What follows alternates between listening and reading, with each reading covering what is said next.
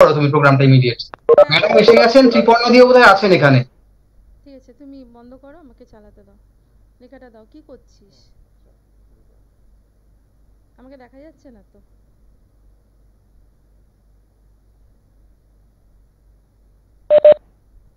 এই আমার ওদিকে শুরু নেই। হ্যাঁ জয়দীপ দা, শুরু করছি। হ্যালো, হ্যাঁ শুরু করো। আচ্ছা। গুরুদাস কলেজের রাষ্ট্রবিজ্ঞান বিভাগের প্রতিনিধি রূপে আজকের এই ওয়েবিনারে উপস্থিত সকল সম্মানীয় অংশগ্রহণকারীকে আমরা স্বাগত জানাই। বিশেষত আমাদের অবিরাম অনুপ্রেরণাদাত্রী গুরুদাস কলেজের মাননীয়া অধ্যক্ষা ডক্টর মৌসুমী চ্যাটার্জিকে এই বিদ্যা চর্চায় স্বাগত জানাই। কলেজের উন্নতি কল্পে অবিরাম প্রচেষ্টারত আইকিউএসি দল ও তাদের নেত্রী প্রফেসর ত্রিপর্ণা মজুমদার, যাদের সহযোগিতা ছাড়া এই বিদ্বৎ সভা আয়োজন করা সম্ভব হতো না, তাদের জানাই সশ্রদ্ধ প্রণাম। এই অসময় যখন অনিশ্চয়তার কালো মেঘে সবটা মেঘাচ্ছন্ন এবং আমরা গৃহবন্দী, তখনই বিদ্যাচর্চায় আমাদের মুক্তি ও পরিতৃপ্তি এনে দিয়েছি, আশা করি এনে দিতে পারবে। আমাদের ওয়েবিনারের বিষয়টি খুবই আকর্ষণীয়, কারণ এই সমগ্র আলোচনাটির কেন্দ্রে রয়েছে নারী। নারী বিহনে সমাজ, সংসার, বৃহৎ জগৎ সবই অসম্পূর্ণ। কখনো কন্যা, কখনো স্ত্রী, কখনো মা, কখনো বা নিছক বন্ধু হয়ে সে সবার জীবনে পূর্ণতা আনে। তবুও সে অবহেলিতা, অবস্থা বিশেষে পদদলিতা। আপাত সহজ নারী শব্দটি তাৎপর্যপূর্ণ। এই একটি শব্দের মধ্যে মিশে আছে এক নয় অনেক নারীর গল্প। আজ আমাদের সেমিনারের বিষয় রূপে আমরা বেছে নিয়েছি স্বাধীনোত্তর ভারতবর্ষের নারী আন্দোলনকে। আর দেরি না করে আমি আমাদের অধ্যক্ষা মহাশয়কে এই বিদ্বৎ সভাকে সম্বোধিত করতে অনুরোধ করছি। ম্যাডাম। শোনা যাচ্ছে? হ্যাঁ ম্যাম। হ্যাঁ শোনা যাচ্ছে, বলুন না। হ্যাঁ। Good evening everyone.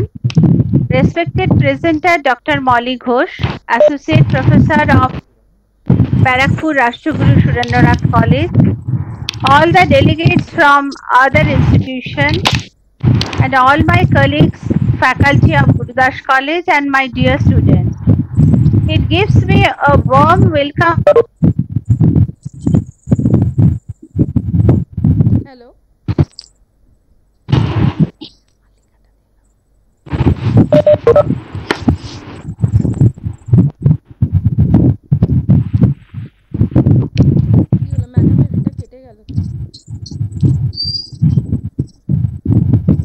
আচ্ছা আপনারা দয়া করে সবাই সময় বাদ দিয়ে ভিডিও আর অডিওটাকে মিউট করুন, কারণ আমি এখান থেকে সিস্টেম থেকে করছি, কিন্তু আপনারা তাও মানে অনেকেই খুলছেন, বন্ধ করছেন। শুধু সোমালিরটা খোলা থাকবে আর যিনি বলবেন তারটা খোলা থাকবে, বাদ বাকি সবাই বন্ধ করুন।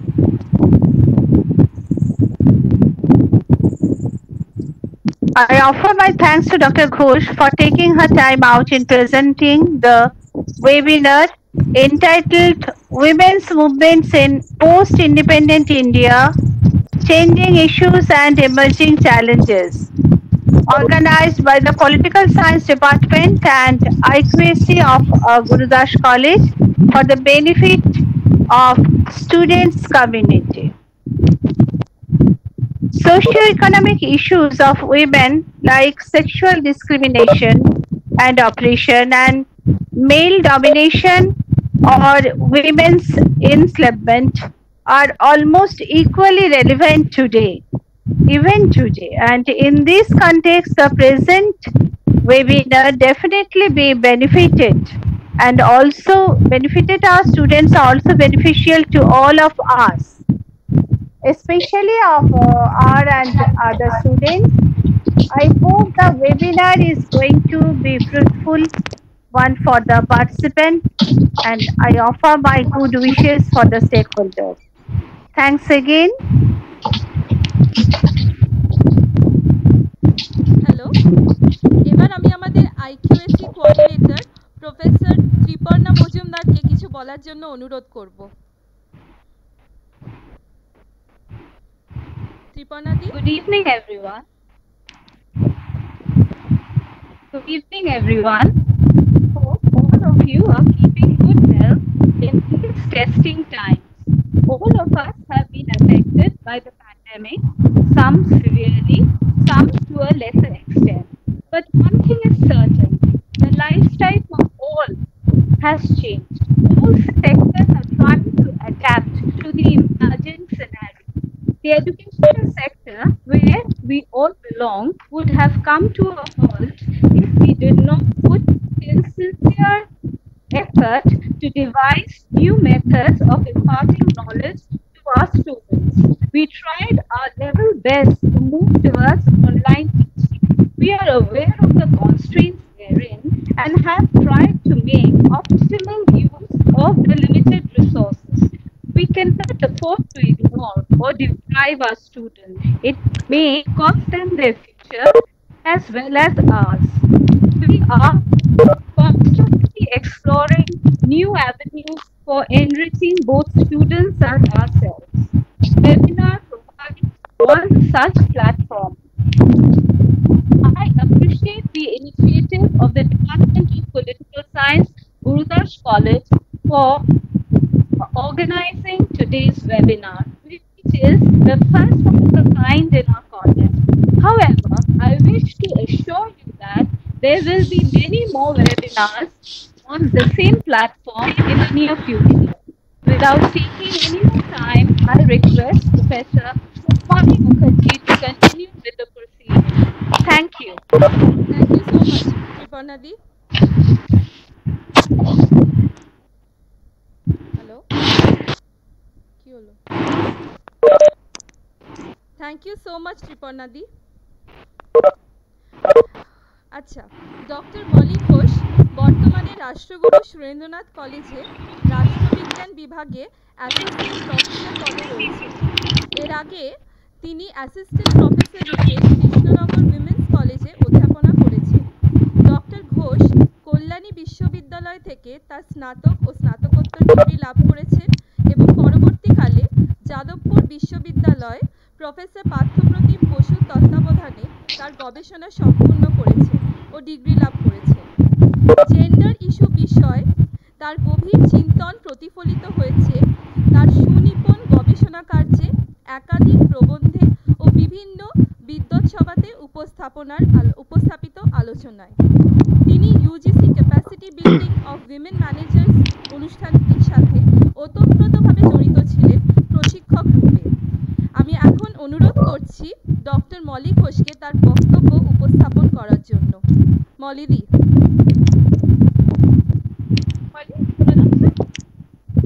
আরেকটু জোরে।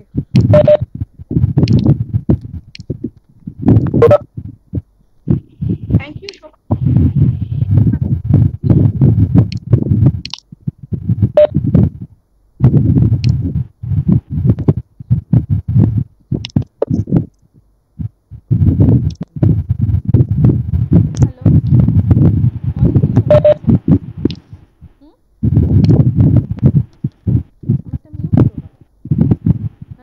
হ্যালো মলিদি, মলিদি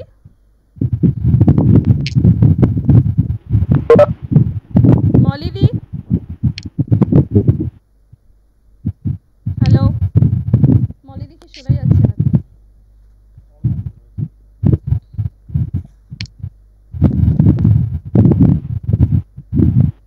মলিদি শোনা যাচ্ছে না তোমাকে?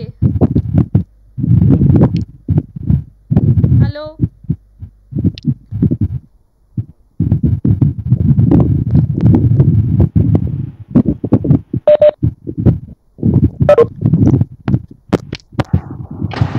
Am I audible? হ্যাঁ দেবাশিস, আমার কথাটা শোনা যাচ্ছে না কেন? অসুবিধা কি হচ্ছে? না না আমি শুনতে পাচ্ছি ম্যাডাম, আমি শুনতে পাচ্ছি, অসুবিধা নেই কোনো। ওকে ওকে, সবাই পাচ্ছে তাহলে? মানে আমি পাচ্ছি।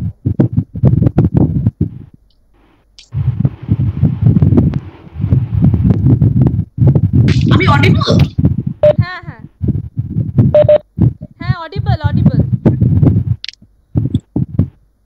ওকে, thank you Shomali for the nice introduction. And before beginning my presentation, I would first of all like to offer my sincere regards to the principal of Gurudas College, Professor Dr. Moushumi Chatterjee, the head of the Department of Political Science, Dr. Gokul Mukherjee, my friend as well as my sister, Dr. Shomali Mukherjee, and all other members of the Department of Political Science, the IQAC coordinator, Dr. Majumdar, as well as all the team members of the IQAC to take this academic endeavor on such an online platform for the benefit of the students in this time of crisis.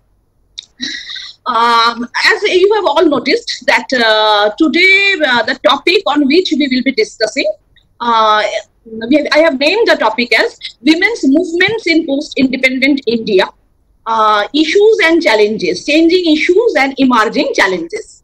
I would like to share my PPT with you. I'm going to do that. Just give me a few moments for that.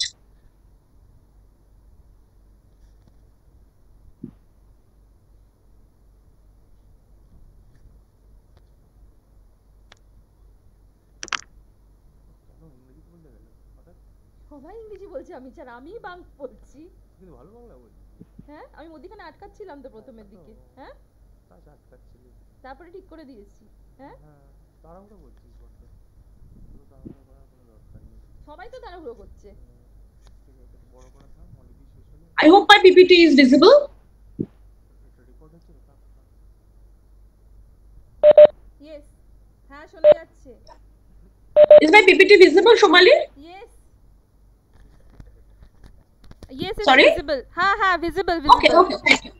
Someone is asking for an annotation request. Shall I approve it or decline? Decline koro to? No koro. Okay, fine. Thank you. Sorry for the technical problems. আমরা আমাদের আজকের যে discussion সেটাকে আমরা যে নামটা দিয়েছি, যেটা আমরা আলোচনা করছিলাম, যে women's movements in post independent India, changing issues and emerging concerns. ফার্স্টে আমি বলতে চাইবো যে as because this is a seminar predominantly for the students, so what is the logic behind the selection of this topic? সেটা যদি বলতে হয় তাহলে ফার্স্টেই আমাকে বলতে হয় যে there are two logics behind the selection of this topic. First is that this is a topic which is a part of the curriculum of UG. Specifically semester 2, সেখানে টপিকটি আছে এভাবে যে women's movements in post independent India নেই, since 1970s আছে, and সেই টপিকটাকে মাথায় রেখে এই আজকের বিষয়টিকে সিলেকশন করা হয়েছে। So for one semester this is a part of your curriculum, and for the other semester তোমরা হয়তো এটা পড়েছো, কিছুটা হয়তো মনে আছে, কিছুটা হয়তো ভুলে গেছো। So it is a part of revisiting the idea of women's movements again, so that you can understand the diversities of the women's movements in India, as well as I think যে এই বিষয়ে কোনো চিন্তা ভাবনা বা আলোচনা করা স্টুডেন্টসদের in one way gender sensitization-ও হয়তো কাজে লাগে। With these two logic in mind, we can start the discussion today. এই টাইটেল থেকে একটা জিনিস দেখা যাচ্ছে যে এই টাইটেলে কিন্তু আমরা যদি খেয়াল করি যে তিনটে প্লুরালিটি আমরা দেখতে পাচ্ছি, তিনটে প্লুরাল বা বহু বচনের শব্দ কিন্তু এখানে আছে। নাম্বার 1 হচ্ছে মুভমেন্ট, ইস্যু কথাটি প্লুরালে আছে, আবার কনসার্ন কথাটিও কিন্তু প্লুরালে আছে। সুতরাং এই কনটেক্সট থেকেই আমাদের এই চিন্তা ভাবনাটা করতে হবে বা আলোচনাটা বুঝতে হবে যে উইমেন্স মুভমেন্ট বলে কোনো সিঙ্গল কোনো জিনিস কিন্তু ইন্ডিয়াতে এক্সিস্ট করে না, বা হয়তো কোথাওই করে না। এর মধ্যে অনেক প্লুরালিটিস আছে, অনেক ধরনের ডাইভার্সিটিস আছে। আমাদের আজকে খুব ছোট করে অল্প সময়ের মধ্যে অ্যাটেম্পট হচ্ছে to understand and explore those diversities, কি কি ধরনের কি কি অ্যাঙ্গেল থেকে বৈচিত্র্য আছে উইমেন্স মুভমেন্টের মধ্যে ভারতের ক্ষেত্রে, বিশেষত স্বাধীনতা উত্তর ভারতে বা পোস্ট ইন্ডিপেন্ডেন্ট ইন্ডিয়ায়, সেই ডাইভার্সিটিস গুলো এক্সপ্লোর করা বা ডাইভার্সিটিস গুলো বোঝার একটা চেষ্টা করা as so far as possible, সেটাই আমাদের আজকের মূল বিষয়। Just a minute. এই আলোচনা করতে গিয়ে অ্যাকচুয়ালি আমরা কি কি পয়েন্ট আমরা স্টাডি করব বা কি কি ফোকাস আমাদের থাকবে সেটা যদি আমরা আনি, তো first our focus will be, as I said earlier, to understand the certain aspects of the diversities of women's movement in India. কিভাবে women's movement-টাকে কেন আমরা প্লুরালে বলছি, কি কি ধরনের ডাইভার্সিটিস এটার মধ্যে আছে। কথাটা ব্যবহার হচ্ছে উইমেন্স মুভমেন্ট। উইমেন কথাটা যদি ব্যবহৃত হয় তাহলে উইমেন বলতে কাদের বোঝানো হচ্ছে? কারণ উইমেন তো কোনো মনোলিথিক বা হোমোজেনাস ক্যাটাগরি নয়, কোনো একক গোষ্ঠী নয় যাদের মধ্যে কোনো বৈচিত্র্য নেই। উইমেন বলতে তার অনেক রকমের ইন্টারসেকশনালিটিস কাজ করে। রিলিজিয়ান আছে, কাস্ট আছে, ক্লাস আছে, রুরাল আরবান লোকেশনস আছে, সেক্সুয়ালিটি নিয়ে হতে পারে, অনেক রকমের ডাইভার্সিটিস কিন্তু হতে পারে। সুতরাং উইমেন্স মুভমেন্টস আমরা যখন বলছি, আমাদের একটা ফোকাস এটার উপরেও থাকবে যে উইমেন্স মুভমেন্টে উইমেন কথাটির মধ্যে আমরা কাকে কাকে আনছি। উইমেন কারা? ধনী, দরিদ্র, উচ্চ জাতি বা উচ্চ বর্ণের মহিলারা বা উচ্চ বর্ণের মহিলারা যারা নন, তারা ট্রাইবালস দলিতদের ভয়েস এটার মধ্যে এসেছে, শিক্ষিতদের মধ্যে লিমিটেড থেকেছে, আরবান মিডল ক্লাস এডুকেটেড বা সেভাবে শিক্ষিত নন যারা, তথাকথিত প্রথাগত শিক্ষা যাদের নেই সেভাবে, তাদের মধ্যে এটি আসছে। হেটেরোসেক্সুয়ালসদের ভয়েস এখানে এসছে না লেসবিয়ানদের ভয়েসও এসছে। সেক্সুয়ালিটির দিক দিয়ে কিভাবে ডাইভার্সিটিসকে অ্যাড্রেস করেছে উইমেন্স মুভমেন্ট, সেটা একটা আমাদের আলোচনার বিষয়। ইস্যুস কি কি আছে, মেজর ইস্যুস, হয়তো সব ইস্যুস এইটুকু আলোচনার মধ্যে কভার করা পসিবল নয়, কিন্তু মেজর ইস্যুস কি ফোকাসড হয়েছে, কি কি ধরনের বিষয় এই উইমেন্স মুভমেন্টস গুলি ফোকাস করতে পেরেছে সেটাকে আলোচনা করা। মেথড কি ইউজ হয়েছে, কি পদ্ধতি ব্যবহার হয়েছে মুভমেন্ট গুলোতে, আর পলিটিক্যাল পজিশনসই বা কি কি ছিল, এরা কি কোনো পলিটিক্যাল পার্টির অ্যাফিলিয়েটেড অ্যাসোসিয়েশন হিসেবে কাজ করেছে, না নন পার্টি পলিটিক্যাল ফরমেশনস একটা ডমিনেন্স ছিল এই পুরো জিনিসটা থেকে, পলিটিক্যাল ইডিওলজিগত পজিশনসই বা কি ছিল যারা এই আন্দোলনে অংশগ্রহণ করেছে তাদের। সুতরাং বিভিন্ন রকমের ডাইভার্সিটিস কিন্তু আমাদের এই বিষয়টার মধ্যে আসতে পারে। ডাইভার্সিটিস related participants, diversities related issues, diversities related, just a minute, diversities related sexuality of the participants, methods used, political positions, etc. এবার আমরা যে শব্দটা বলছি, যে উইমেন্স মুভমেন্ট কথাটা যে বলছি, সেটা যদি আমাদের বলতে হয় তাহলে সেই ক্ষেত্রে বলা যায় যে উইমেন্স মুভমেন্ট বলতে ঠিক কোন জিনিসটাকে আমরা বুঝতে চাইবো। একটা কোনো জেনারেল কোনো সোশ্যাল মুভমেন্ট বা পলিটিক্যাল মুভমেন্ট যার মধ্যে মহিলাদের পার্টিসিপেশন হয়েছে, মোবিলাইজেশন হয়েছে বা মহিলারা বহুমাত্রায় অংশগ্রহণ করেছে, সেই মুভমেন্টটাকে কি উইমেন্স মুভমেন্ট বলা যায়? নাকি সেই ধরনের মুভমেন্টকে আমরা উইমেন্স মুভমেন্ট বলবো যেখানে স্পেসিফিক্যালি উইমেন্স কনসার্নস গুলো অ্যাড্রেসড হয়েছে, মানে যেগুলো নারী কেন্দ্রিক বিষয় সেগুলিকে অ্যাড্রেস করা হয়েছে বা সেগুলিকে রিড্রেসাল করার চেষ্টা করা হয়েছে, সেই মুভমেন্ট গুলোকে আমরা উইমেন্স মুভমেন্টস বলবো। উইমেন্স মুভমেন্টস বলতে কি আমরা সেই মুভমেন্টকে বলবো যেখানে পুরুষতন্ত্র বা পেট্রিয়ার্কি চ্যালেঞ্জ হয়েছে, নাকি সেরকম ধরনের মুভমেন্টকে যেখানে বা পেট্রিয়ার্কি যেখানে চ্যালেঞ্জড হয়েছে, কি কি ভাবে চ্যালেঞ্জ হয়েছে, একটা সিঙ্গল কোনো ডমিনেন্ট পার্সপেক্টিভে পেট্রিয়ার্কি চ্যালেঞ্জ হয়েছে, নাকি অনেক বিভিন্ন পদ্ধতিতে পুরুষতন্ত্রকে চ্যালেঞ্জ জানানো হয়েছে, সেটা একটা প্রশ্ন। অনেক সময় বলা হয় যে উইমেন্স মুভমেন্ট বলতে হয়তো সেই মুভমেন্ট গুলোকেই বোঝানো উচিত বা সেই আন্দোলনগুলোকেই বোঝানো উচিত যে আন্দোলনগুলোতে উইমেন স্পেসিফিক ইস্যুস অ্যাড্রেসড হয়েছে। শুধু মহিলারা অংশগ্রহণ করলেই যে সেটা উইমেন্স মুভমেন্ট হিসেবে কোয়ালিফাই করবে সেরকম বলার কথা নয়, এভাবেও অনেকে চিন্তা ভাবনা কিন্তু করে। কিন্তু যেটা মনে হয় যে অনেক সময় দেখা গেছে যে অনেক সময় কোনো broader movement for social and political change, সেখানে হয়তো মহিলাদের অংশগ্রহণকে প্রথমে মহিলাদের মোবিলাইজ করে অংশগ্রহণের পার্টিসিপেশন বাড়ানোর জন্য হয়তো মহিলাদের অংশগ্রহণটাকে এনকারেজ করা হয়েছে, কিন্তু পরবর্তীকালে অনেক সময় দেখা গেছে যে because of the involvement of larger sections of women, সেখানে দেখা গেছে যে সেই ব্রডার মুভমেন্টের মধ্যে কিন্তু অনেক নারী কেন্দ্রিক বিষয় ধীরে ধীরে ইনক্লুডেড হয়েছে বা নারী কেন্দ্রিক বিষয়গুলির অন্তর্ভুক্তি হয়েছে। আমরা আলোচনা একটু এগোলে কিছু কিছু এক্সাম্পলস এই ক্ষেত্রে কিন্তু দেখতে পাই। সুতরাং মুভমেন্ট কথাটার মধ্যে, উইমেন্স মুভমেন্ট কথাটার মধ্যেও কিন্তু অনেক ধরনের ডাইভার্সিটিস আছে, মানে কোনটাকে আমরা আন্দোলন বলবো বা কোনটাকে আন্দোলন বলবো না। কথায় যদি বলতে হয় তাহলে সমস্ত দিক দিয়ে কনসিডার করে এটাই আমাদের ফোকাস করা উচিত যে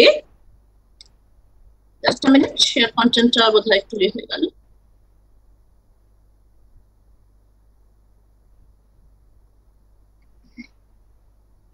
যে ইন্ডিয়াতে কোনো সিঙ্গল উইমেন্স মুভমেন্ট কিন্তু নেই। It is totally a very diverse multiplicity oriented process, এভাবে আমরা জিনিসটাকে ভাবতে পারি বা বলতে পারি।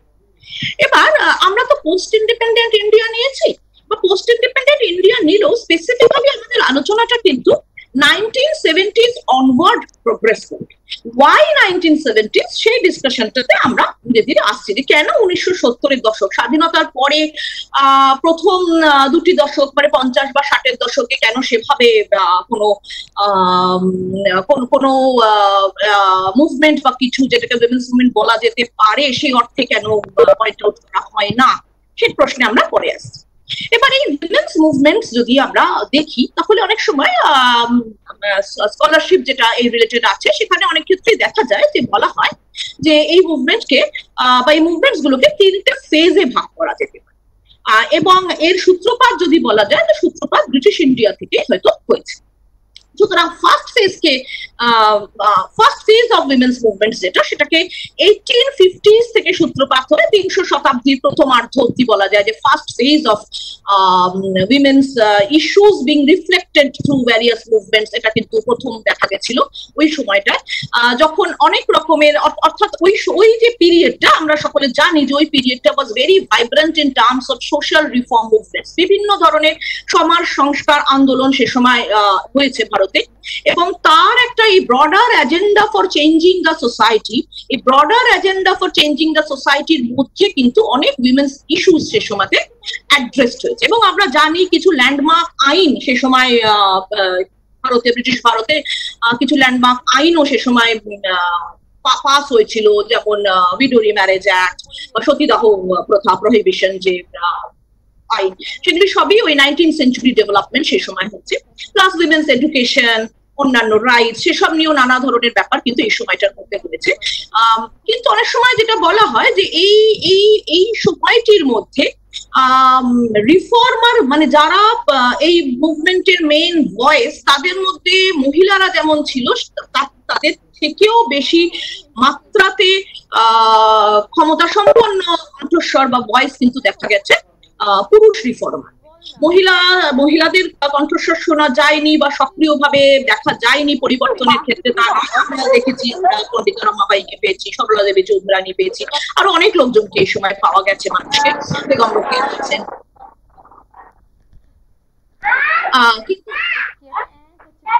সেটা হলেও এই ইস্যুস গুলো কিন্তু এই ব্রডার সোশ্যাল রিফর্মের মধ্যে অ্যাড্রেসড হয়েছে। Now the second phase is said to be from 1930s to 1940s, 1930 থেকে 40-এর যে দশক, অর্থাৎ ভারতে জাতীয়তাবাদী আন্দোলনের যে সময়, সেটাকে অনেক সময় সেকেন্ড ফেজ বলা হয়।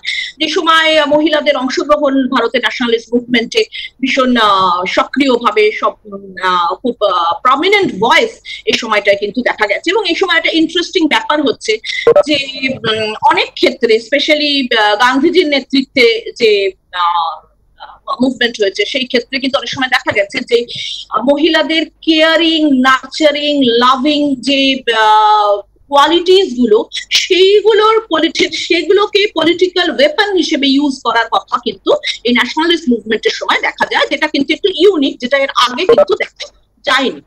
আমরা যদি এই মুভমেন্টের সাথে ব্রডার ফেমিনিস্ট থিওরিকে আমরা যদি কোরিলেট করি, ইন দ্যাট কেস আমরা জানি যে ফেমিনিস্ট অ্যাপ্রোচের মধ্যে একটা ডিবেট আছে, debate on equality versus difference. অনেকে নারী পুরুষ সমানাধিকারের উপর ফোকাস করে, অনেকে নারীর পৃথক যে নারী সুলভ কোয়ালিটিস যেগুলো, সেগুলোর পলিটিক্যাল প্রমিনেন্সের উপরে ফোকাস করে। সুতরাং এই পুরো নারীবাদী যে ব্রডার যে থিওরি, সেখানে কিন্তু এই ডিবেট বা বিতর্ক বা দ্বন্দ্ব কিন্তু সবসময় আছে। এবং এই ন্যাশনালিস্ট মুভমেন্টের ক্ষেত্রে কিন্তু দেখা যায় যে উইমেনের যে ডিফারেন্স, মানে উইমেনের যে সেপারেট কোয়ালিটিস, সেগুলো যদি পলিটিক্যাল ওয়েপন বা টুলস হিসেবে ব্যবহার হয়, তাহলে সেই ক্ষেত্রে মুভমেন্টের সাকসেস, মানে ন্যাশনালিস্ট মুভমেন্টের সাকসেস অনেক বেশি মাত্রায় হতে পারে, এই বিশ্বাসটা কিন্তু ভীষণভাবে সেই সময় ডমিনেট করেছে। আমরা সেটা দেখতে পাই। Use of non violence, use of tolerance, অনেক সময় বলা হয় যে মহিলাদের যে নার্চারিং এন্ড কেয়ারিং ক্যাপাবিলিটিস, সেখান থেকে নন ভায়োলেন্স বা টলারেন্সের ভ্যালুস গুলো কিন্তু যে কোনো পলিটিক্যাল প্ল্যাটফর্মে সেগুলোকে ইউজ করা যেতে পারে। এটা গেল সেকেন্ড ফেজ। ভারত স্বাধীন হলো, তারপর আমরা জানি স্বাধীন ভারতের সংবিধান জেন্ডার ইকুয়ালিটির প্রিন্সিপাল নিয়ে আসে, আমাদের প্রস্তাবনা justice, liberty, equality, fraternity, social, economic, political জাস্টিসের কথা বলে। আমাদের মৌলিক অধিকার আসে, ফান্ডামেন্টাল রাইটস আসে, যেখানে আর্টিকেল 15 এর আন্ডারে, আর্টিকেল 14 এর আন্ডারে আমরা যে কোনো ধরনের সেক্স, জেন্ডার, কাস্ট, ক্লাস ইত্যাদি বেসিসে যে ডিসক্রিমিনেশন সেগুলোকে প্রতিরোধ করার কথা বা সেগুলোকে অ্যাবলিশ করার কথা বলা হয়, ফোকাস করা হয়। So the constitution came with a focus on the principle of gender equality. এবং প্রথম দুটো দশক কিন্তু এই ধরনের একটা এক্সপেকটেশন নিয়ে কেটেছে যে as because the constitution of independent India enshrines the principle of equality and also of gender equality, সুতরাং women's issues বা প্রবলেমস যেগুলো ছিল সেগুলো হয়তো এই পুরো প্রসেসটার মধ্যে দিয়ে সমাধান করা সম্ভব হবে। কিন্তু সেটা হলো না যেটা, সেইটা কিন্তু বোঝা যেতে শুরু করলো 1970s onwards। 1974-এ তার আগে 1970s-এ ইউনাইটেড নেশনস থেকে একটা ম্যান্ডেট আসে, যেখানে মেম্বার কান্ট্রিজ গুলোকে বলা হয় যে তাদের রেসপেক্টিভ কান্ট্রিজ গুলোতে, রেসপেক্টিভ স্টেটস বা রাষ্ট্রগুলোতে মহিলাদের অবস্থান বা স্টেটাস কি জাতীয় আছে সেটাকে সার্ভে করে সেই ব্যাপারটাকে একটা এক্সপ্লোর করার কথা ইউনাইটেড নেশনস বলে মেম্বার স্টেটস গুলোকে। এবং ফলোইং দ্যাট ইন্ডিয়ান গভর্নমেন্ট একটা committee for the status for women in India, শর্টে বলে CSWI বলে একটি কমিটি গভর্নমেন্ট অফ ইন্ডিয়া তৈরি করে। আর 1974-এর এই রিপোর্ট, এই কমিটি CSWI এর রিপোর্ট প্রেজেন্টেড হয়। The name of the report was towards equality. Now, towards equality is often called as the founding text of women's movement in India. মানে towards equality এমন অনেক points কে highlight করে যেগুলো কিন্তু পরবর্তীকালে মহিলা কেন্দ্রিক ইস্যু নিয়ে যে বিভিন্ন আন্দোলন ধীরে ধীরে ক্রিস্টালাইজ করতে শুরু করে ইন্ডিয়াতে, সেগুলোকে একটা ইম্পেটাস দেয় বা সেগুলোকে একটা এনকারেজ করে, এইভাবে আমরা বলতে পারি। দিস রিপোর্ট, এই CSWI ওয়াজ আ প্ল্যাটফর্ম যেখানে কিন্তু অনেক ফিল্ড থেকে বা সেক্টর থেকে মহিলাদের নিয়ে এসে এই রিপোর্ট তৈরির কাজে লাগানো হয়েছিল। একাডেমিশিয়ানস ছিলেন, রিসার্চার্স ছিলেন, অ্যাক্টিভিস্ট ছিলেন, অনেক ধরনের লোকের একটা সমাগম হয়েছিল CSWI এর মধ্যে। এই ক্ষেত্রে একটা ছোট্ট পয়েন্ট এটা বলা দরকার যে এর আগে কিন্তু মানে বিফোর ইন্ডিপেন্ডেন্স একটা ন্যাশনাল প্ল্যানিং কমিটি তৈরি করেছিলেন নেহেরু, তার আন্ডারেও কিন্তু একটা ওই উইমেনের স্ট্যাটাসকে এক্সপ্লোর করার জন্য একটা স্ট্যাটাস অফ উইমেনের উপরে একটা ছোট কমিটি তৈরি করা হয়, যারা কিন্তু স্বাধীনতার আগে একটা এক্সটেন্সিভ রিপোর্ট প্রেজেন্ট করেছিল যেখানে অনেক পয়েন্টস হাইলাইট করা হয়েছিল on gender disparities, on equal rights of men and women etcetera. তা সেটা যে সেই জিনিসটা যে পুরোপুরি ভাবে ভীষণভাবে পরবর্তীকালে মানে স্বাধীনতার পর প্রথম 2 দশকে যে ভীষণভাবে সেটা অ্যাপ্লাইড হয়েছিল বা সব প্রিন্সিপলস গুলো সেই রিপোর্ট থেকে নেওয়া হয়েছিল, সেটাকে কিন্তু বলা যেতে পারে না। রাদার ইমিডিয়েটলি আফটার ইন্ডিপেন্ডেন্স ভারতীয় রাষ্ট্র যে অ্যাপ্রোচটা নেয় towards women, that was more on welfare oriented rather than on empowerment oriented, অর্থাৎ ক্ষমতায়নের থেকে বেশি কল্যাণমূলক একটি ইয়ে ছিল। এবং মহিলাদেরকে কিন্তু মেনলি পাবলিক পলিসিতে মাদারের রূপে সে সময় বেশি মাত্রাতে দেখা হয়েছে, এবং পলিসিগুলো কিন্তু এইটা ভেবে ফ্রেম করা হয়েছে যে উইমেনস রোল আর মোর ইম্পর্টেন্ট অ্যাজ মাদার্স। আচ্ছা, টুয়ার্ডস ইকুয়ালিটি যে রিপোর্ট, এই টুয়ার্ডস ইকুয়ালিটি যে পয়েন্ট গুলোকে হাইলাইট করে সেগুলো যদি আমরা খুব ছোট করে বলি, সেটা হচ্ছে যে এরা প্রথমে যেটা দেখায় যে with all figures and research যে ইন্ডিয়াতে সেক্স রেশিওতে একটা ভীষণ রকমের ইমব্যালেন্স আছে। So now it is a very common fact, but it was a very crucial thing to say in 1970s. The sex ratio is imbalanced. Male and female mortality rate অর্থাৎ মৃত্যুর হারে imbalance আছে। বিভিন্ন রকমের social institution thrive করছে, যেগুলো কিন্তু অনেক সময় যেগুলোর ফলে মহিলারা অনেক ধরনের কনস্ট্যান্ট ফেস করছে টুয়ার্ডস ইকুয়ালিটি বলে, like dowry, polygamy, child marriage. অনেক ধরনের আইন আছে বিভিন্ন রকমের, as because our in the entire body of law, the Indian penal code that was form during the British period. সুতরাং অনেক ধরনের আইন আছে, যে আইনের এক্সিকিউশনে বা আইনগুলোর মধ্যে কিন্তু অনেক ধরনের ডিসক্রিমিনেটরি ব্যাপার আছে। বৈষম্যমূলক আইনের সংখ্যা ভারতে ভীষণ মাত্রায় বেশি, এটাও টুয়ার্ডস ইকুয়ালিটি হাইলাইট করে। অনেক রকমের ইকোনমিক প্র্যাকটিসেস আছে that do not recognize the contribution of women. That was also highlighted by the report. At educational system প্রথম 2 decades ইন্ডিয়াতে চলছে with or gender gap in terms of dropout rates of male and girl and boy child, etc. In terms of access to education, এগুলোর ক্ষেত্রে অনেক রকমের biasness দেখা যাচ্ছে educational সিস্টেমের মধ্যে। That was also highlighted by this report towards equality.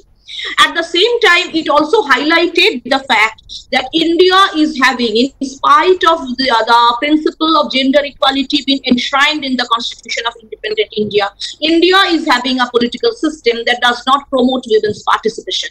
এই points গুলো মানে imbalance sex ratio, male and female mortality, বিভিন্ন discriminatory social institutions, discriminatory laws, an educational system with gender bias, a political system with gender bias, এগুলো কিন্তু towards equality ভীষণভাবে highlight করে, যেটা অনেক সময় বলা হয় towards equality K founding takes or a landmark stage so far as women's movements are concerned.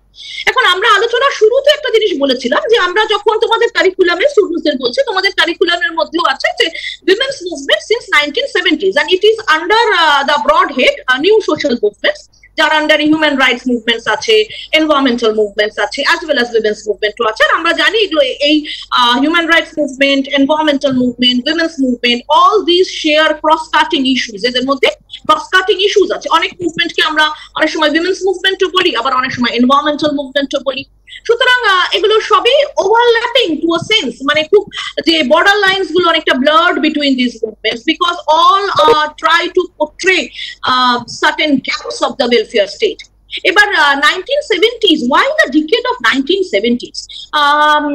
Bharat স্বাধীন হওয়ার পরে যে plan development, heavy industrialisation, capital intensive agriculture, commercialisation of forest, যে পলিসিগুলো প্রথম 20-30 বছর চলেছে, সেগুলো ধীরে ধীরে 1960s এর শেষ থেকে ধীরে ধীরে তার যে ল্যাকিউনা গুলো আছে, তার যে নানা রকমের ফ্লজ আছে বা সমস্যা আছে, সেগুলো ভীষণভাবে বোঝা যেতে শুরু করে ফ্রম লেট 1960s।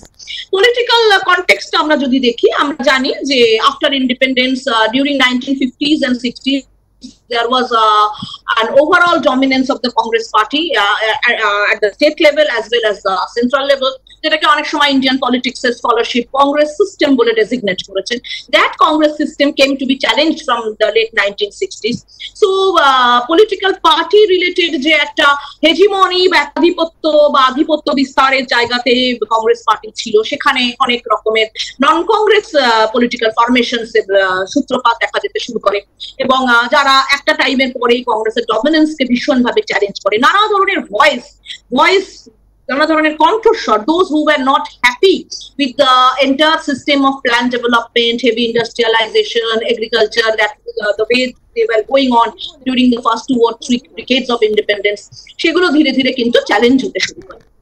তার সাথে সাথে দেখা যায় যে র্যাম্প্যান্ট বেকার সমস্যা, দারিদ্র, পরিবেশের নানা ধরনের ক্ষয়, পলিটিক্যাল পার্টিজ এর প্রতি যে একটা বিশ্বাস মানুষের মনে ছিল, সেইখানে একটা ডিক্লাইন, কংগ্রেস রুলের প্রতি একটা রাজনৈতিক বিরোধিতা, এই সমস্ত মিলিয়ে যে কনটেক্সটটা তৈরি করে, that context, that broader political platform became very crucial for various types of voices to be hard.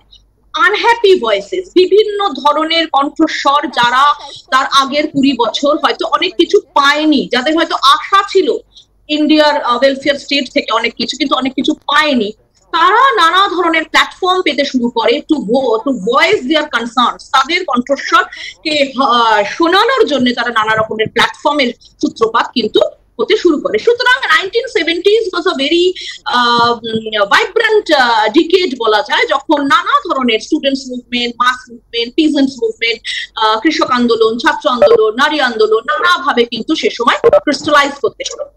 So these two decades, 1970s as well as 1980s, এই দুটো ডিকেডকে কিন্তু অনেক সময় বলা হয় this is the golden age of women's activism in India.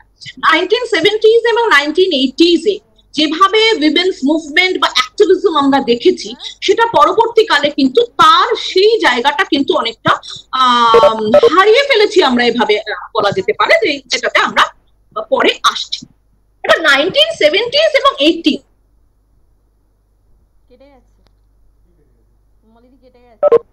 ছিল main issues গুলো কি ছিল সেগুলো যদি আমরা দেখি, তাহলে প্রথমেই যে ইস্যুটি আমাদের আলোচনা করতে হয় that is violence against women, অর্থাৎ হিংসা।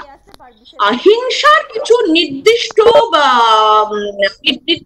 রূপ 1970s এ ভীষণ গুরুত্বপূর্ণ হয়ে ওঠে, যেটা ক্রিস্টালাইজ করে উইমেন্স মুভমেন্টকে। এইগুলোর মধ্যে যে তিন চারটে জিনিস ভীষণই গুরুত্বপূর্ণ হয়, সেগুলো হচ্ছে নাম্বার 1 হচ্ছে রেপ, নাম্বার 2 ডাউরি, তার একটু পর থেকে অ্যামনিওসেন্টেসিস বা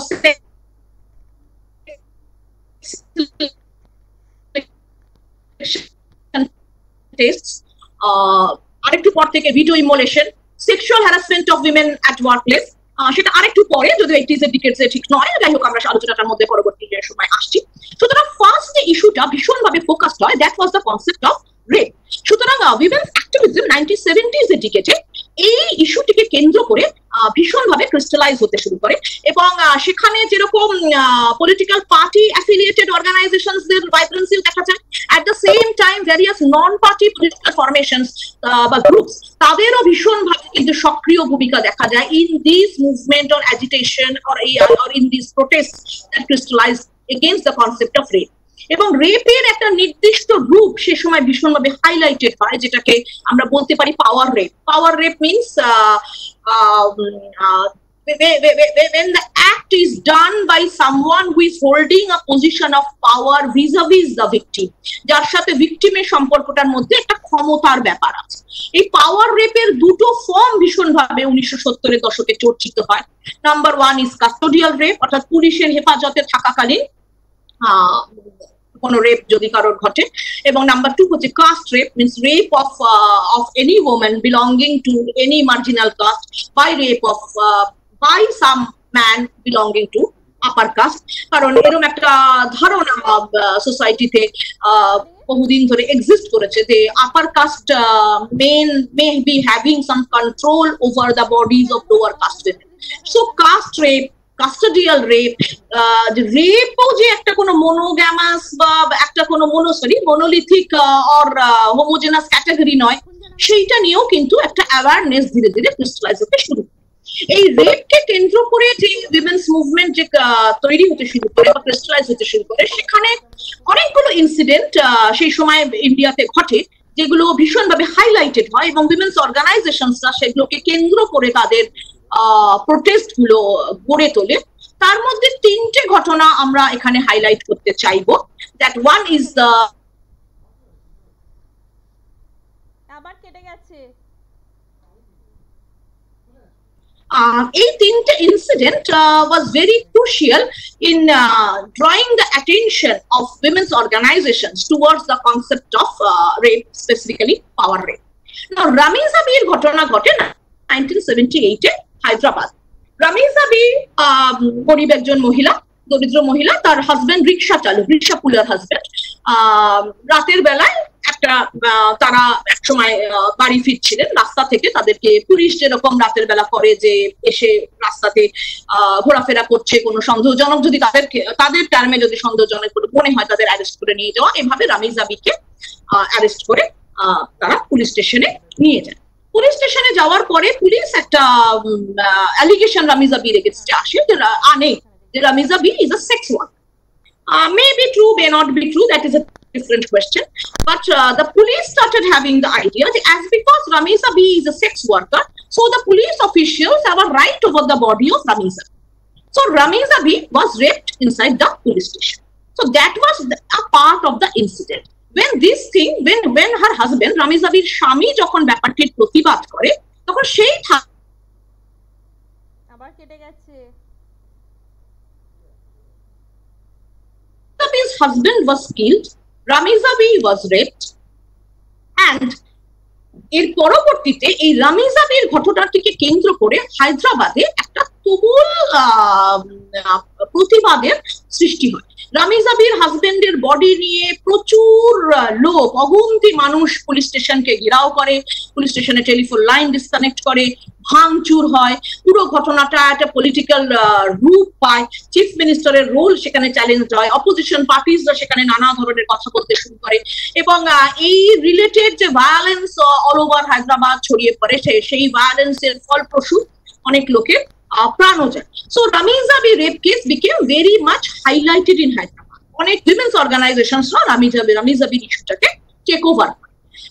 একটা এনকোয়ারি কমিশনে তৈরি হয়, এবং what is the problem was that the police always try to protect, পুলিশের একটা ভোকাবুলারি ওরা তৈরি করে, বা ওরা একটা কমিশনের কাছে যে রিপোর্ট দেয় বা কোর্টে পরবর্তীকালে যে দেয়, সেখানে একটা ওদের এই ধরনের একটা ওরা কনসেপ্ট আনার চেষ্টা করে যে Rameeza Bee is a sex worker, pink shot of, যে নানা ধরনের মহিলাদেরকে এই ট্রেডে নিয়ে আসে, এবং সেই জন্যে রামিজা বির সাথে যে ঘটনাটা ঘটেছে সেটা লজিক্যাল, এরকম একটা ধারণা পুলিশ করার চেষ্টা করে।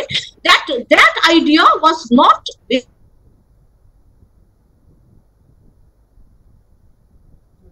জয়দীপদাকে জিজ্ঞেস করি কতক্ষণ টাইম আছে, কোয়েশ্চেন আদৌ নেব কিনা। জয়দীপদা বলছি তোমাদের মিটিং এর টাইম কতক্ষণ শিডিউল করা? Got attention of organizations in Hyderabad as well as outside. ঠিক একই সময় ওই লেট 1970s এ আরেকটা গুরুত্বপূর্ণ করেও বলতে পারি।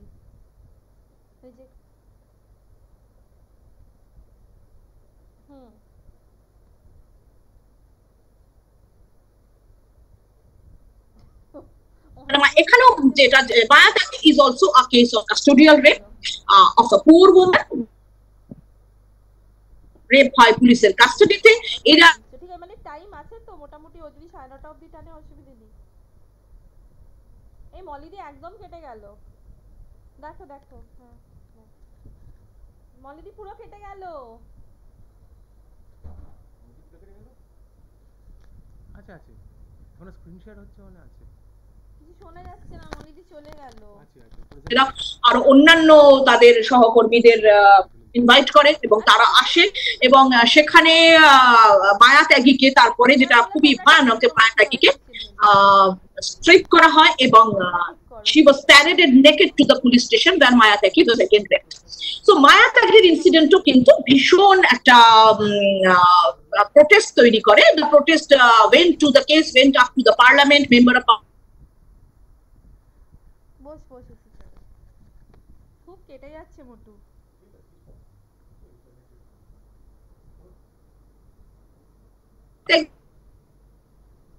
ধীরে ধীরে তৈরি করছিল একটা voice to protest these incidents of power rape or custodial rapes, and rape সেই সময় during 1970s the law on rape was mainly based on the Indian penal code form during the British period, and it was an antique law, এবং custodial rape এর যে ধারণা, মানে যদি কারোর হয় ঘটনাটি কোনো মহিলার সাথে নির্যাতন হয়, সেটার আলাদা করে কোনো ডেফিনেশন কিন্তু এটার মধ্যে ছিল। However, the thing got very much serious and very much crystallized during the Mathura rape case of 1970s. Mathura rape case, আমরা যদি ডেটের দিক দিয়ে দেখতে যাই, it was earlier to 1978, but it got highlighted from 1979 onwards. Mathura rape case মহারাষ্ট্রে হয়েছিল, এবং মথুরা রেপ কেসের পরবর্তীকালে যেটা হয়, মথুরা ওয়াজ এ ট্রাইবাল গার্ল। পরবর্তীকালে যেটা হয় যে প্রথমে এটা সেশনস কোর্টে যায়, সেখানে যারা ক্রিমিনাল, মানে যারা করেছিলেন perpetrators of the crime, they were acquitted, তারপর সেটা হাইকোর্টে যায়। হাইকোর্ট সেখানে ছাড় জানে, তাদেরকে কনভিক্ট বলে রায় দেয়। পরবর্তীকালে এই জিনিসটা মানে ওয়ান অফ দ্য পুলিশম্যান, কেসটির নাম ছিল Tukaram versus Maharashtra, one of the policeman Tukaram, সেটা এই কেস পরে সুপ্রিম কোর্টে যায় এবং সুপ্রিম কোর্ট যে ভার্ডিক্টে অ্যাকুইট করে, মানে তাদেরকে নির্দোষ প্রমাণিত করে সুপ্রিম কোর্ট বলে। এবং এই সুপ্রিম কোর্টের যে জাজমেন্ট সেখানে কতগুলো কথা ব্যবহৃত হয়েছিল যেগুলি কিন্তু অত্যন্ত বিতর্কিত। The thing was that Mathura rape case was a bit different from Maya Tyagi and Rami Zabi in terms of that while Mathura was taken to the police station, she was with her lover বা with her boyfriend, তার কোনো একজন পুরুষ বন্ধুর সাথে কিন্তু মথুরা সে সময় ছিল। সুপ্রিম কোর্ট তার জাজমেন্টে বলে যে as because Mathura is having man friend বা কোনো পুরুষ বন্ধু মথুরার আছে, সেজন্য she is a woman of easy virtue বা লুজ মরালস, অর্থাৎ তার নৈতিকতা বোধে কোনো সমস্যা আছে, সুতরাং rape of Mathura can be done. এই ধরনের একটা জাজমেন্ট কিন্তু এতে সুপ্রিম কোর্ট সে সময় দিয়েছিল। অর্থাৎ ডিফেন্স কাউন্সিল যারা, তাদের আর্গুমেন্ট ছিল যে as because Mathura is a woman of easy virtue, she has submitted to the incident of rape, সে নিজেকে সমর্পণ করেছিল এই ঘটনাটির কাছে। এবং সুপ্রিম কোর্ট এই বিষয়টিতে মানে সিদ্ধান্তে আসে যে সমর্পণ করা ইজ ইকুয়াল টু কনসেন্ট, মানে সম্মতি দেওয়া, consent is equal to submission. That is a very dangerous idea. Still now this consent and submission stands as very controversial or debatable point so far as judicial cases of rapes are concerned in India.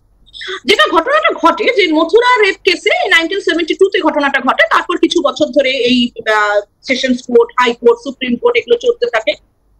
1979 ভারতের 4 জন prominent legal personalities, law teachers, lawyers, তারা 1979 একটা open letter দেয় chief justice of ইন্ডিয়াকে। যে open letter তারা দিয়েছিলেন তারা ছিলেন উপেন্দ্র বক্সি, লতিকা সরকার, রঘুনাথ কেলকর এন্ড বসুধা দিগম্বর। এই 4 জন একটা ওপেন লেটার দেন, যে ওপেন লেটারে তারা সুপ্রিম কোর্টের জাজমেন্ট অফ ফ্যাক্টস কে তারা কোয়েশ্চেন করে এবং এই ওপেন লেটারটা নিয়েও কিন্তু নানা রকমের বিতর্কের সৃষ্টি হয়। একদিকে women's organisations who vehemently supported this open letter, যে লজিক এই ওপেন লেটারটাতে বা মুক্ত চিঠিটায় আনা হয়েছিল সেটা নিয়ে, সেই লজিকটাকে ভীষণ ভাবে নানা ধরনের উইমেন্স অর্গানাইজেশনস এটাকে পোর্ট্রে করতে শুরু করে, এটাকে সাপোর্ট করতে শুরু করে, এন্ডোর্স করতে শুরু করে এবং এই রিলেটেড যে ভয়েস যেটা সেটা was no longer limited to Maharashtra only, as Mathura belongs from Maharashtra. It spread to various other states and various metropolitan cities of India. বিভিন্ন শহরে এই ঘটনাটি কিন্তু ছড়িয়ে পড়ে। সেই সময়তে এই যে লজিক একটা এই লেটারটার মধ্যে আনা হয়েছিল, যে কনসেন্ট আর সাবমিশনকে ইকুয়াল টু করেছে supreme court as well as the defence council. এরা বলে যে সাবমিশন আর কনসেন্ট আর not synonymous. Consent may include submission, but submission may not always include consent. কেউ সমর্পণ করছে অনেক রকমের পরিস্থিতির মধ্যে, কেউ নিজেকে সমর্পণ করতে পারে। That doesn't mean that the victim is giving consent to the program. এবং তার সাথে সাথে এই প্রশ্নটাও ভীষণভাবে উঠে আসে যে how come the character of the victim is related with the incident. যদি কারোর সাথে ঘটনাটা ঘটে, তার চরিত্র কেন অ্যানালিসিস করা হবে সেটাও কিন্তু এই ওপেন লেটারেও প্রশ্ন করা হয় এবং উইমেন্স অর্গানাইজেশনস যারা, তারাও কিন্তু ভীষণভাবে এই জিনিসটির উপরে ফোকাস করে। যে first, the character of the women should not be a part of any judgement or defence argument, and second, consent is not synonymous with submission. এই মথুরা রেপ কেসের পরবর্তীকালে বিভিন্ন রকমের অর্গানাইজেশন, তারা নানা রকমের নেটওয়ার্কিং করে অল ওভার ইন্ডিয়া নানা ধরনের মুভমেন্টস বা নানা ধরনের প্রতিবাদ আন্দোলন গড়ে তোলে। যে প্রতিবাদ আন্দোলনগুলোর ফলে কিন্তু 1983 তে ক্রিমিনাল লতে অ্যামেন্ডমেন্ট হয় এবং কিছু চেঞ্জেস আনা হয় রিগার্ডিং রেপ, যেটাতে আমরা আসছি। এই ক্ষেত্রে একটা পয়েন্ট একটু বলা দরকার যে অনেক সময় এই ভায়োলেন্স, স্পেসিফিক্যালি রেপ বা ডাউরিকে কেন্দ্র করে যে উইমেন্স মুভমেন্ট গড়ে উঠেছে, সেটাকে অনেক সময় বলা হয় যে that movement is basically urban and middle class in character. অর্থাৎ এই মুভমেন্টের ভয়েস বা নেতৃত্ব দানকারী জায়গাতে যারা ছিল, যেসব মহিলারা, তারা বেশিরভাগই কোনো বড় শহরের বাসিন্দা, শিক্ষিত মধ্যবিত্ত বা উচ্চ মধ্যবিত্ত শ্রেণী থেকে। সবসময় যেটা সঠিক তা কিন্তু নয়, সেই ধরনের অর্গানাইজেশন অবশ্যই ইনভলভ ছিল। কিন্তু আমরা যদি রামিজাবি কেসে দেখি, রামিজাবি কেসে হায়দ্রাবাদে যে পপুলার প্রোটেস্ট হয়েছিল, যে সেটাতে কিন্তু অনেক সাধারণ লোক সেটার মধ্যে ইনভলভ হয়। অনেক দরিদ্র মানুষ, বিভিন্ন কাস্টের মানুষ, অনেক ধরনের লোকজন কিন্তু এটার মধ্যে ইনক্লুডেড হয়। এবং রামিজাবি কেস একটা কমিউনাল ক্যারেক্টারও সে সময় হায়দ্রাবাদে কিন্তু ধারণ করেছে। এবার রেপ লস এর যে চেঞ্জ গুলো আসছে সেটাতে আমরা একটু পরে আসছি। এই রেপের পরে আরেকটা যে ভায়োলেন্স এই 70s এর ডিকেডস এ ভীষণ ভাবে হাইলাইটেড হয় এবং ভীষণ ভাবে উইমেন্স অর্গানাইজেশন দ্বারা সেটা আলোচিত হয়। That was the incident of dowry, মানে পর্ন প্রথা। আমরা জানি তার আগে 1960-এর দশকে পর্ন প্রথা ব্যান করে আইন কিন্তু ভারতে এসে গেছে, এলেও কিন্তু dowry was very much rampant in Indian society. এবং সেই সময় 70s এ অনেক ডেথ হয় যে বিভিন্ন পরিবারে, যে অল্প বয়সী মেয়েরা মারা যাচ্ছে। এবং একটা সময় উইমেন্স অর্গানাইজেশনসরা দেখে যে এই যে ঘটনাগুলো, এই ঘটনাগুলোর মধ্যে একটা প্যাটার্ন আছে। মানে সব জায়গাতেই হয়তো কিচেনে স্টোভ বাস্ট করে বা আগুনে পুড়ে মৃত্যুটা হচ্ছে, মেয়েটির হয়তো অল্প কিছুদিন হয়েছে বিয়ে হয়েছে, হয়তো একটা নির্দিষ্ট সমাজের শ্রেণী থেকে তারা বিলং করছে, মানে একটা প্যাটার্ন অফ ডেথ এরা কিন্তু দেখে বা খুঁজে পায়।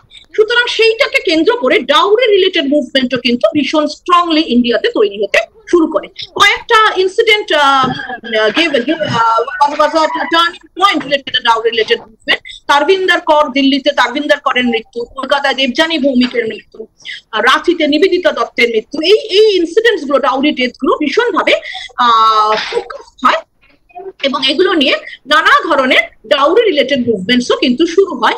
এবং যার ফলে আবারও কিছু লিগাল পরিবর্তন আসে, লয়ে কিছু অ্যামেন্ডমেন্টস আসে এবং ডাউরি প্রহিবিশন অ্যাক্টের সাথে সাথে ইন্ডিয়ান পেনাল কোডেও অ্যামেন্ডমেন্ট আসে। ইন্ডিয়ান পেনাল কোডে আমরা জানি 498A যে কন্ট্রোভার্সিয়াল আর্টিকেল, যেটা পরবর্তীকালে অনেক কন্ট্রোভার্সিটা তৈরি হয়েছে যে আর্টিকেলটা নিয়ে, সেটার ইনক্লুশনও কিন্তু এই মুভমেন্টের পরিপ্রেক্ষিতে পরবর্তীকালে হয়েছিল, যে two resist dowry related টর্চার্স within the familial boundaries. হ্যাঁ, এবার আমরা এটা দেখছি। এবার এই রেপকে কেন্দ্র করে যে ক্রিমিনাল ল, যেটা বলছিলাম যে এই রেপ রিলেটেড মুভমেন্টের পরে যে there was changes in the criminal law, there was changes in the criminal law, or the CRPC তে চেঞ্জ হয়, ইন্ডিয়ান পেনাল কোডের ক্রিমিনাল ল তে ক্রিমিনাল ল অ্যামেন্ডমেন্ট অ্যাক্ট হয় 1986 তে। এই অ্যামেন্ডমেন্টের ফলে রেপ রিলেটেড ব্যাপারে কতগুলো ক্রুশিয়াল ডেভেলপমেন্ট হয়। That was custodial rape was included, that was not earlier included there. মানে পুলিশের কাস্টাডিতে যদি রেপ হয় তাহলে সেই কনসার্ন পুলিশ অফিসারের can be imprisoned up to a limit of 10 years. সেটা 10 বছরের সাজা নিয়ে একটা কাস্টোডিয়াল রেপের একটা ডেফিনেশন, এবং আলাদা করে একটা ক্যাটাগরি রেপ লর মধ্যে আসে, the category of custodial rape. আমরা যদি এখন national crime records bureau statistics দেখি, সেখানে কিন্তু কাস্টোডিয়াল রেপকে আমরা আলাদা করে কাস্টোডিয়াল রেপের সংখ্যা ইন্ডিয়াতে কিন্তু আমরা পাবো।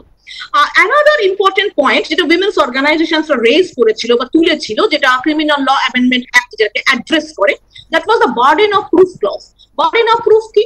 এর আগে, মানে 1983 আগে রেপ রিলেটেড যে আইন ছিল, সেই আইনে ছিল যে কোনো কেউ যদি অভিযোগ করে, তাহলে যে অভিযোগ করবে প্রমাণ করার দায়িত্বটা তার মানে ভিকটিমের উপরে, মানে অ্যাকিউজার যে অভিযোগটা আনছে, অভিযোগকারিনীর উপরে দায়িত্ব তাকে প্রমাণ করা যে তার অভিযোগটা যথার্থ। এই বার্ডেন অফ প্রুফ ক্লজ নিয়ে কিন্তু উইমেন্স অর্গানাইজেশনসরা ভীষণ প্রোটেস্ট করেছিল এবং ল কমিশনেও পরবর্তীকালে যখন বসে তখন এই জিনিসটাকে তারা দেখে, এই বার্ডেন অফ প্রুফ ক্লজটাকে পরিবর্তন করা দরকার। অভিযোগকারিনী কেন প্রমাণ করবে? প্রমাণ করার দায়িত্বটা, যে সে দোষী না নির্দোষ প্রমাণ করার দায়িত্বটা যার উপরে অভিযুক্তর উপরে থাকে। সুতরাং বার্ডেন অফ প্রুফ ক্লজ যেটা ওই আর্কেইক রেপ লতে আগে ব্রিটিশ আমলে তৈরি যে লতে যে বার্ডেন অফ প্রুফ যে ক্লজটা ছিল, সেই ক্লজটা কিন্তু পরিবর্তিত হয় ক্রিমিনাল ল অ্যামেন্ডমেন্ট অ্যাক্টে। So from the accused it was changed and the accuser was made accountable to prove that whether the crime has happened or not.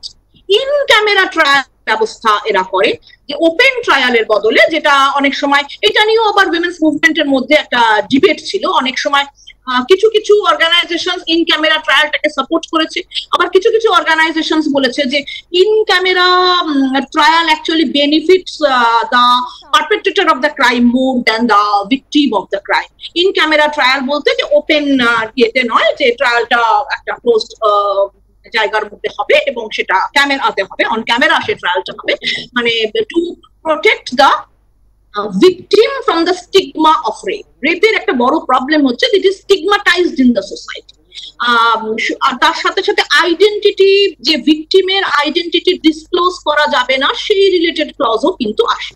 সুতরাং এই লজে কিছু কিছু পরিবর্তন 1983 আসে। Though the women's organisations were not very happy, তারা যা যা জিনিস চেয়েছিল গভর্নমেন্ট, স্টেট কিন্তু তার রেসপন্সে সবগুলো জিনিস দেয় না, কিছু কিছু জিনিসকে স্টেট দেয়। ল্যাপস যেগুলো থেকে গেছিল, মানে যেগুলো আসে না কিন্তু দাবির মধ্যে ছিল, সেটা হচ্ছে আইডিয়া অফ কনসেন্ট, যেটা আমরা আগেও বলছিলাম যে কনসেন্ট, আইডিয়া অফ কনসেন্ট, এটা কোর্ট কেসে ভীষণ ভাবে ডিবেটেড হয় আর কি, যে সম্মতি বলতে ঠিক কাকে বোঝানো হবে, সম্মতিটা কি, মানে ফোর্সিবল কনসেন্ট নাকি স্পন্টানিয়াস কনসেন্ট, কিভাবে বললে সেটা ঠিক হবে, কি পদ্ধতিতে সেটা কমিউনিকেটেড হবে, এই জায়গাটা নিয়ে কিন্তু নানা ধরনের দ্বন্দ্ব এখনো রয়ে গেছে, সেই সময়ও ছিল। and the organizations were not very happy with the with the provisions related to consent in after the amendment also. Plus definition of rape নিয়েও কিন্তু what is actually a rape, কি বলে বলা হবে যে সেটা করেছে, এইটা নিয়েও কিন্তু মহিলা সংগঠনরা যে যে দাবিগুলো চেয়েছিল to redefine the idea of rape in general, সেটাতেও কিন্তু পুরোপুরি ভাবে আসে না। সুতরাং ল্যাপসেস কিন্তু সেই রিলেটেডও থেকে যায়। রেপ এবং জাউরির পরে এই দুই ডিকেডের মধ্যে আরেকটা যেটা ইস্যু very much highlighted হয়, that was the issue of sex selection states or amniocentesis. Amniocentesis আমরা জানি ফিটাস বা ভ্রূণের যে পরিচিতি, যেটা সেটা না কন্যা শিশুর ভ্রূণ না পুত্র শিশুর ভ্রূণ, সেই যে পরীক্ষার মাধ্যমে যে পরীক্ষার যেটা সিস্টেম, সেটাকে amniocentesis বলা। That is basically a medical technique related to detect abnormalities in the fetus. ভ্রূণের কোন অস্বাভাবিকতা আছে কিনা বা সেটি স্বাস্থ্যকর কিনা বা সেটিকে দেখার জন্য একটি medical technique. 1974 this technique was introduced in India, and naturally with the son bias, মানে পুত্র সন্তানের প্রতি biasness, Indian patriarchal societal structure, নানা ধরনের ডাউরি, অন্যান্য রকমের সিস্টেম, বিভিন্ন রকমের ফ্যাক্টরকে কেন্দ্র করে this technique very soon became method of that was grossly misused, ভীষণ ভাবে মিসইউজড হতে শুরু করে এবং বিভিন্ন জায়গাতে this sex selection test was automatically related to abortion, sex selective abortion, অর্থাৎ কন্যা ভ্রূণ হলে সেটিকে সেই ভ্রূণকে আর না রাখা বা তাকে হত্যা করা, এবং this became a technique which gave a scientific form to female feticide as well as female infanticide. সুতরাং এই গ্রস মিসইউজ, মানে এটা এমন পর্যায়ে যায় যে অনেক ক্লিনিক্স অনেক সময় দেখা যায় নর্থ ইন্ডিয়াতে, পরবর্তীকালে এটা সাউথ ইন্ডিয়ার দিকেও যায়, যে অনেক ক্লিনিক্স ওপেন অ্যাডভার্টাইজমেন্ট করতে শুরু করে regarding sex selective abortions and sex selective use of sex selective techniques or use of amniocentesis. এবার গভর্নমেন্টের কাছে নানা রকমের প্রপোজাল যাওয়ার পরে গভর্নমেন্ট অফ ইন্ডিয়া একের পর এক সার্কুলার বার করতে শুরু করে, এবং গভর্নমেন্ট অফ ইন্ডিয়া সে সময় যে অ্যাপ্রোচটা নিয়েছিল that was a three pronged approach, তিনটে জিনিসের উপর তারা ফোকাস করে। প্রথম ওরা বলতে চায় সার্কুলারের মাধ্যমে, কোনো আইন আনেনি, প্রথম ওরা বলতে চায় যে এই sex selection technique should be limited to teaching and research establishments. সুতরাং এই টেকনিকটা টিচিং মানে মেডিকেল টিচিং এবং রিসার্চ মেডিকেল গবেষণা এটার বাইরে ব্যবহৃত হবে না, যে এস্টাবলিশমেন্টসরা এটা করছে তারাই একমাত্র ব্যবহার করতে পারবে।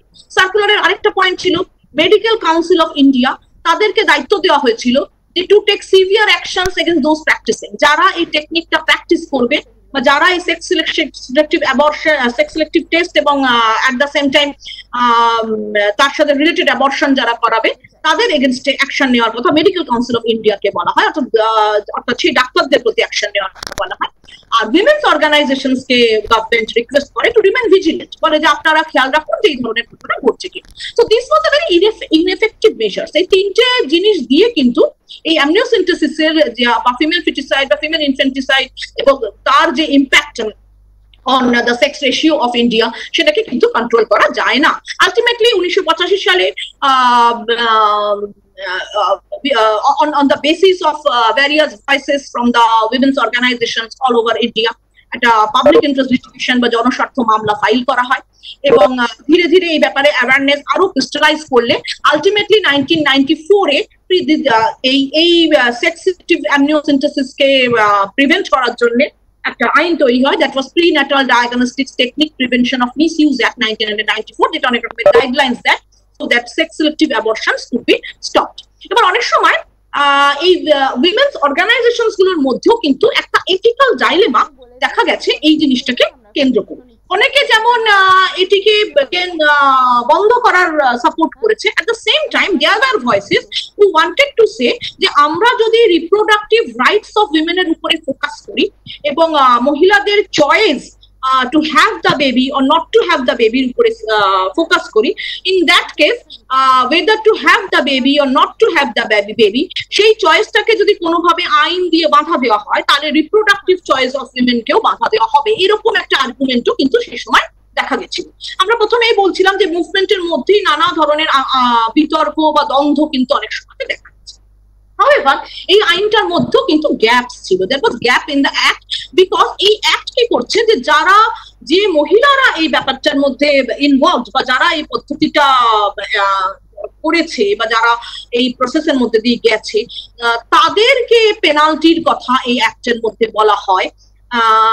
সেইখানে আবার এই প্রশ্নটাই চলে আসে যে ইন্ডিয়ান সোসাইটিতে রিপ্রোডাক্টিভ চয়েসের ব্যাপারটা কতজন মহিলা ইন্ডিপেন্ডেন্ট চয়েস দিতে পারে রিগার্ডিং দেয়ার রিপ্রোডাক্টিভ ডিসিশনস, সেই প্রশ্নটাও আবার কিন্তু সেটার মধ্যে চলে আসে এবং এই অ্যাক্টের এই গ্যাপটা নিয়েও কিন্তু অনেক ধরনের ডিসকন্টেন্ট থেকে যায় অনেক মহিলাদের মধ্যে এবং অনেক অর্গানাইজেশনস এর মধ্যে এই ডিসকন্টেন্ট কিন্তু থেকে যায়। এই রিলেটেড আরেকটা জিনিসও বলা দরকার যে এই উইমেন্স রিপ্রোডাক্টিভ হেলথ যখন ইস্যু হয়েছে ঠিক এই সময়তে কিন্তু ইন্ডিয়াতে 2-3টে কন্ট্রাসেপটিভ ড্রাগের ইউজ নিয়েও কিন্তু উইমেন্স অর্গানাইজেশনস এই সময় খুব ভোকাল হয়েছিল। ডেপো প্রোভেরা বলে একটা ড্রাগ ছিল সেই সময়, নেটেন বলে একটি ড্রাগ ছিল, contraceptive drugs used on the bodies of women. Multinational কর্পোরেশনসরা এই ড্রাগস গুলোকে ইন্ডিয়াতে নিয়ে আসছে, মহিলারা ইউজ করছে without being inform, without having their informed choice, তারা হয়তো ড্রাগটা ইউজ করছে কিন্তু জানে না তার সাইড এফেক্টস। এইসব হেলথ রিলেটেড কনসার্নস নিয়েও কিন্তু উইমেন্স মুভমেন্টের মধ্যে কিছু ভয়েস দেখা গেছিল এই ডিকেডে বা এই সময়তেই বলা যেতে পারে। এবার এর সাথে সাথে আমাদের ভায়োলেন্সের আরেকটা রূপ যেটা এই সেম ডিকেডে সূত্রপাত হয়, সেম ডিকেডে বলবো না মানে একটু জাস্ট পরে আর কি, মানে এটারই একটা ক্রিস্টালাইজেশন হিসেবে হয়, that was the sexual harassment of women at work place. আমরা এখন জানি যে sexual harassment of women at work place এখন আইন দ্বারা ফুললি parliamentary law আছে on this, and this is now a very common thing যে কোনো এস্টাবলিশমেন্টে আমাদের to prevent these things committees তৈরি করতে হয়, রাখতে হয়, these have become mandatory, but the entire thing started much earlier in the decade of 1990s যখন ভাউরি দেবী রাজস্থানের একজন স্বাধীন ওয়ার্কার, স্বাধীন কথাটার মানে ফ্রেন্ড, গভর্নমেন্টের একজন ওয়ার্কার যে চাইল্ড ম্যারেজ অ্যাওয়ারনেস প্রোগ্রামে রাজস্থানে কাজ করার সময় she was gang raped এবং পরবর্তীকালে কোর্ট অ্যাকুইটেড দ্য অ্যাকিউজড, ছেড়ে দেয় কোর্ট অ্যাকিউজডকে এবং অ্যাকিউজডকে যে নির্দোষ প্রমাণিত করে যে করে সেখানেও আবার সেই কোর্টের জাজমেন্টে কিছু ডিবেটেবল কথা ইউজড হয়। কোর্ট যে জাস্টিফিকেশন আনে এটা বলার জন্য যে যারা দোষী তারা তাদের দোষ প্রমাণ করা গেল না, সেখানে আবার দু একটা কন্ট্রোভার্সিয়াল কথা আসে। Caste, as because Bhauri Devi belong to lower caste and the perpetrators of the crime belong to upper caste, কোর্টের জাজমেন্টে এই কথা দেখা যায় যে upper caste men cannot rape lower caste women, and the men were much older in age than Bhauri Devi, older men cannot rape younger women, এরকম অদ্ভুত ভাবে age of difference in age and difference in caste was highlighted as a justification, was argued for as a justification for this acquittal of the perpetrators of the victim. খুবই controversial কথা, এবং এটা নিয়েও নানা ধরনের জিনিসের নানা ধরনের ভয়েস বা আন্দোলনের সূত্রপাত হয়। পরবর্তীকালে এই কোর্ট কেসটাকে একটি এনজিও, বিশাখা নামে একটি এনজিও এই কোর্ট কেসটিকে সুপ্রিম কোর্টে পরবর্তীকালে ফাইল করে অন বিহাফ অফ ভাউরি দেবী। তারা সুপ্রিম কোর্টে অ্যাপিল ফাইল করে, এবং আমরা এটা জানি যে on the basis of that appeal supreme court as because Bhanwari Devi was gang raped while being on official assignment, সে সরকারের কাজ করছিল, চাইল্ড ম্যারেজের এগেনস্টে যে অ্যাওয়ারনেস ক্যাম্পেনিং করা সেটা সে নিজে থেকে পার্সোনালি করছিল না, that was A part of her job. So that entire thing, her sexual violence against her that took place within the periphery of our work zone, তার যে কর্মক্ষেত্র সেখানে সে জিনিসটা ঘটেছে। সুতরাং সেটাকে কেন্দ্র করে এই জিনিসটাকে একটা নতুন ফর্ম দেওয়া হয়, যে other than violence, sexual violence is নতুন form, that to protect women, harassment of women within the boundaries of the workplace. 1997 based on the court case filed by the NGO Vishakha, Supreme Court issued the Vishakha Guidelines. Vishakha Guidelines was the first guidelines regarding sexual harassment of women at workplace. Later on, এখন এটা Vishakha Guidelines এর validity নেই, because Vishakha Guidelines প্রথমে এই বিষয়টায় guidelines দিল, পরবর্তীকালে আমরা জানি এখন এটা আইন তৈরি হয়েছে, এটা much stringent or stronger in দু একটা ছবি আমি একটু শেয়ার করতে চাই, যে ডাউরি প্রোটেস্ট মুভমেন্টে তখন যেভাবে মাস মুভমেন্ট ডাউরি প্রোটেস্টের জন্য হয়েছে, সেখানে সাধারণ মহিলারা নানা রকমের এই স্লোগানস লিখে করছে, যে boycott the family that burns the bride, আমরা কতগুলো স্লোগান দেখতে পাচ্ছি, অর কিতনি মরেগি, আগুনের একটা মানে, এবং ছবিগুলো দেখেও বোঝা যায় যে খুব সাধারণ মহিলারা কিন্তু এটাতে অংশগ্রহণ করছে। এই ছবিটি ভাউরি দেবী রিলেটেড যে প্রোটেস্ট মুভমেন্ট রাজস্থানের বিভিন্ন জায়গায় হয়েছিল সেখান থেকে এটা নেওয়া। এখানেও আমরা দেখতে পাচ্ছি যে কমন উইমেন তারা এই ইয়েতে কিন্তু অংশগ্রহণ করছে। উইমেন্স প্রোটেস্টিং সেক্সুয়াল হ্যারাসমেন্ট, এখানেও এই জিনিসটা কিন্তু আমরা দেখতে পাচ্ছি। এবার কিছু অর্গানাইজেশনস, কিছু কিছু সংগঠন, আমরা যেটা আগেও বলছিলাম যে সংগঠনের দিক দিয়েও যদি আমরা দেখি যে উইমেন্স মুভমেন্টের মধ্যে অনেক ধরনের বৈচিত্র্য কিন্তু রয়েছে, এবং যে সংগঠনেরা এখানে, যেসব সংগঠনের নাম আমরা এগুলোর মধ্যে পাই, তার মধ্যে শাহিয়ার আছে, চিঙ্গারি আছে, লোক অধিকার সংঘ আছে, যারা রেপ নিয়ে খুব ভোকাল ছিল একটা সময়, মহিলা দক্ষতা সমিতি, স্ত্রী সংঘর্ষ, মহিলা উৎপীড়ন বিরোধী মঞ্চ, they were very vibrant and active as so far as dowry protest were concern. রেপকে প্রতিরোধ করার জন্য যে নেটওয়ার্কিং তৈরি হয়েছিল বিভিন্ন অর্গানাইজেশনসে, তাদের নাম দেওয়া হয়েছিল forum against rape, was very active during Mathura rape case. Forum against oppression of women তৈরি হয়েছিল সেই সময়। This are all forums or organised networking of several organisations. Sex selective টেস্টের জন্য forum against sex determination of sex pre selection তৈরি হয় সেই সময়। প্রোগ্রেসিভ অর্গানাইজেশন অফ উইমেন, যদিও এটারও তৈরি হওয়ার সময়, সেই সময়টা তাদেরও নানা ধরনের অ্যাক্টিভিটি সে সময় ছিল। মহিলা Samata Sainik Dal, this was a platform for Dalit women to voice their concerns. এটার মধ্যে দলিত উইমেনের ভয়েস কিন্তু এই অর্গানাইজেশনের মধ্যে দেখা যায়। মহারাষ্ট্র বেস অর্গানাইজেশন তৈরি হয়েছিল, এবং একটা সময় তারা বিভিন্ন ভাবে, মানে মেন স্ট্রিম যে উইমেন্স মুভমেন্ট, তারা অনেক সময় দলিত ভয়েস হয়তো ঠিকভাবে অ্যাকোমোডেট করছেন না, সেটা নিয়ে তারা নানা ধরনের মতামত সে সময় দেয়। মহিলা সমতা সৈনিক দল সেক্ষেত্রে চলে আসে। অ্যাচিভমেন্টস আমরা যদি বলি, আমরা আগে ছোট ছোট করে বলেছি, তার মধ্যে খুব বেশি কিছু নেই। যে 70s এবং 80s এ ভায়োলেন্স রিলেটেড যে ক্যাম্পেনিং হয়েছে, সেখানে যেটা একটা ইম্পর্টেন্ট অ্যাচিভমেন্ট ছিল, দ্য আইডিয়া অফ রেপ, একটা সাইলেন্স যে বিরাজ করতো, সেটা কিছুটা কিন্তু পরিবর্তিত হয়। সো দিস প্রোটেস্ট, এই পাবলিক ফোরামে এসে আন্দোলন করা বা এই বিষয়টার উপর, এই নির্দিষ্ট ফর্ম অফ সেক্সুয়াল ভায়োলেন্সের উপরে কথা বলা, it actually ব্রট the idea of rape out of the closet. আলমারির মধ্যে বদ্ধ একটা চুপি চুপি ঘটনা, এটা বলা যাবে না কাউকে, তার থেকে কিন্তু বেরিয়ে এসে, এবং এই মুভমেন্টস গুলোর ফলে অনেক মহিলারা কিন্তু এনকারেজড হয় to file cases if things like that happen to them, এবং এইটা কিন্তু একটা করেছিল সে সময়, এবং জয়েন্ট এবং নেটওয়ার্ক ফর্মাল অ্যাকশনস আর সাবসিকুয়েন্ট ক্যাম্পেইন সে সময় দেখা গেছিল। Custodial rape, burden of proof clause 498A, IPC, amniocentesis prohibition limitations control করার জন্য অ্যাক্ট, বিশেষ গাইডলাইন্স, এগুলো আমরা আগে ডিসকাস করেছি। So this were mainly the achievements of the movements that were related to violence. এবার ভায়োলেন্স শুধু ডাউরি বা ডাউরি রিলেটেড মুভমেন্ট বা রেপ রিলেটেড মুভমেন্টের মধ্যে লিমিটেড ছিল তা না, আরো ব্রডার মুভমেন্টের মধ্যেও কিন্তু ভায়োলেন্স এগেইনস্ট উইমেন ভীষণ ভাবে ফোকাসড হয়, নেমলি দ্য বোধগয়া মুভমেন্ট এবং Shahada movement of Maharashtra. Bodhgaya movement আমরা জানি, it happened in Bihar. It was basically movement related to land rights, জমির অধিকার নিয়ে আন্দোলন, যেখানে বোধগয়া মঠের যে মহন্তরা ছিল, যারা প্রায় 9,500 বিঘা জমি বলা হয় মহন্তদের নামে ছিল, সে তাদের বিরুদ্ধে যারা শেয়ার ক্রপার্স, এগ্রিকালচারাল লেবারার্স যারা, তাদের আন্দোলন। একটা সময় বোধগয়া মুভমেন্টে ছাত্র যুব সংঘর্ষ বাহিনী যারা জয়প্রকাশ নারায়ণের এন্ডোর্স করেছিলেন মুভমেন্টকে, এবং ছাত্র যুব সংঘর্ষ বাহিনী কিন্তু অনেক মাত্রাতে উইমেনদের ইনভলভ করে ইন দ্য বোধগয়া মুভমেন্ট, এবং লেটার এই ডিমান্ডটা তৈরি হয় যে land should be registered with the name of women.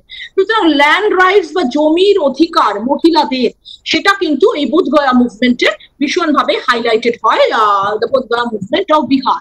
So this was a movement with a difference in character, এবং এই মুভমেন্টের মধ্যে প্রথমে এটা ল্যান্ড রাইটস এর উপরে ফোকাস থাকলেও পরবর্তীকালে এই মুভমেন্টের মধ্যে কিন্তু নানা ধরনের ভায়োলেন্স যেটা উইমেনদের এগেইনস্ট ইউজ হয়, specifically violence within the periphery of the family, like wife beating, other forms of domestic violence, alcoholism মানে মদ্যপান জনিত সমস্যা, এবং তার থেকে যে মারধর করা স্ত্রীকে বা নির্যাতন করা, সেই বিষয়গুলো কিন্তু এই বোধগয়া মুভমেন্টের মধ্যে ইনকর্পোরেটেড হয়।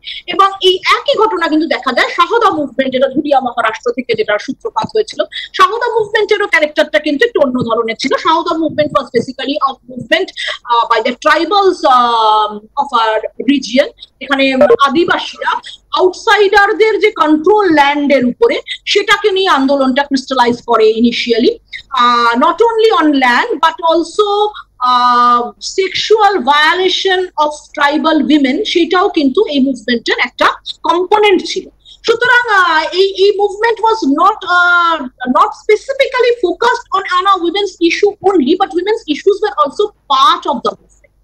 কিন্তু যখন ধীরে ধীরে এই মুভমেন্টের মধ্যে ট্রাইবাল উইমেনদের ভয়েসটা আসতে শুরু করে, স্লোলি দেখা যায় যে এই মুভমেন্টের মধ্যে কিন্তু প্রথমেই আউটসাইডার বা ট্রাইবাল উইমেনদের রাইটস বা sexual violation of tribal women by outsider, সেই বিষয়টা দিয়ে এটা সূত্রপাত হতে শুরু করে।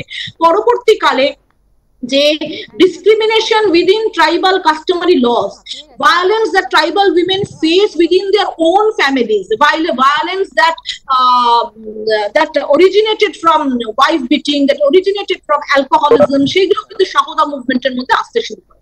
সুতরাং বোধগয়া মুভমেন্ট, শাহদা মুভমেন্ট, এখানে কিন্তু wife beating, alcoholism, domestic violence, এইগুলো ভীষণভাবে হাইলাইটেড হতে শুরু করে। So violence was the idea of violence was addressed in this movement also.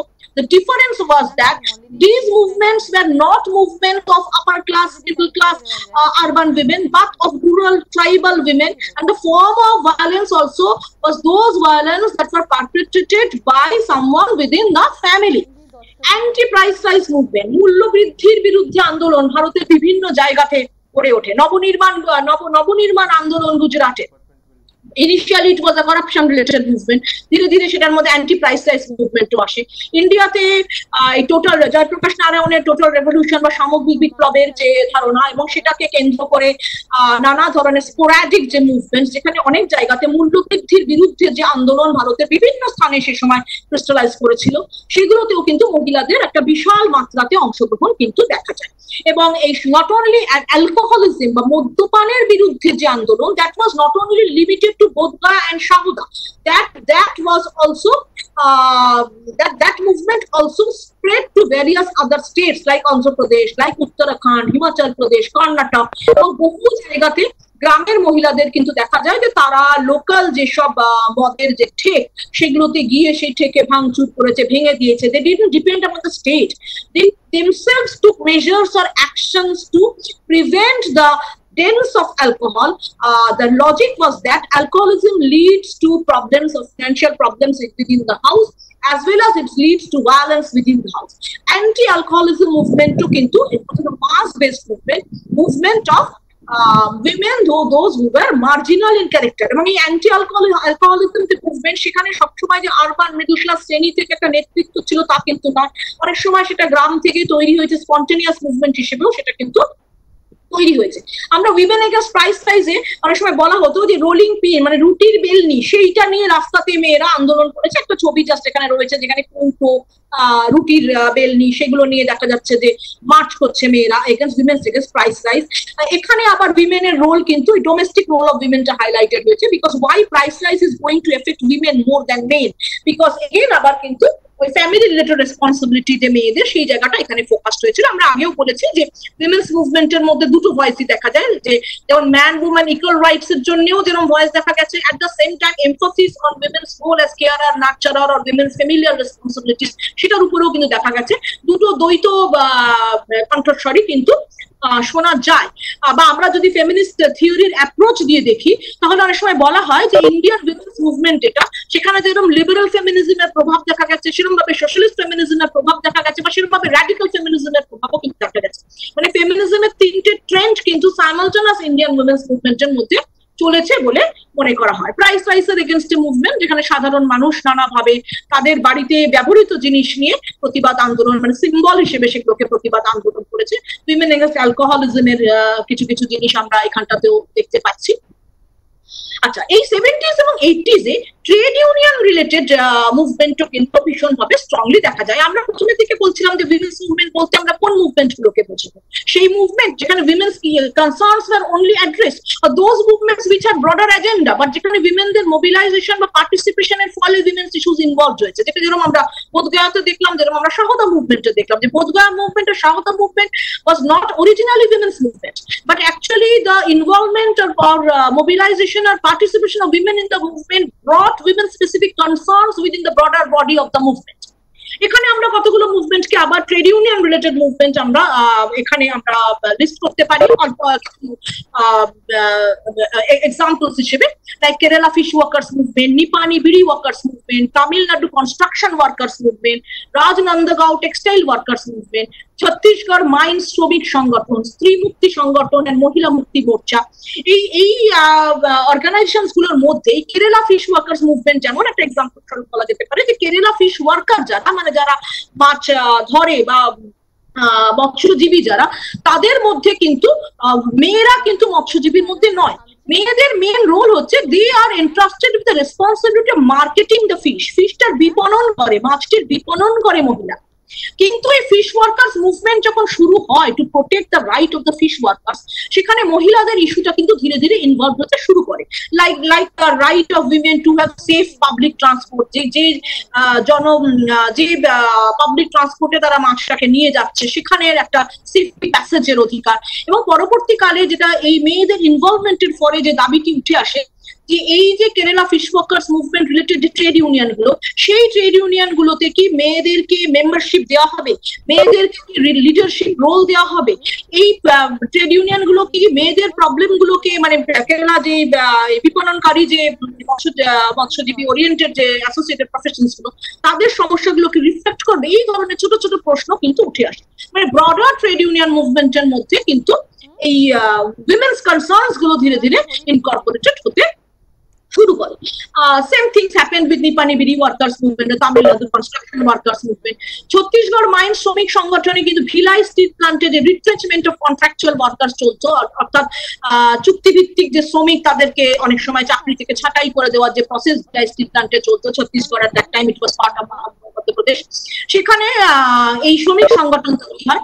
এবং এখানে ওই ম্যান ওম্যান বোথ লেবারার্স এর ক্ষেত্রেই যাতে এই ধরনের রিট্রেঞ্চমেন্ট না হয়, এই ইন্টারেস্টটাও কিন্তু এটার মধ্যে ধীরে ধীরে আসতে শুরু করে।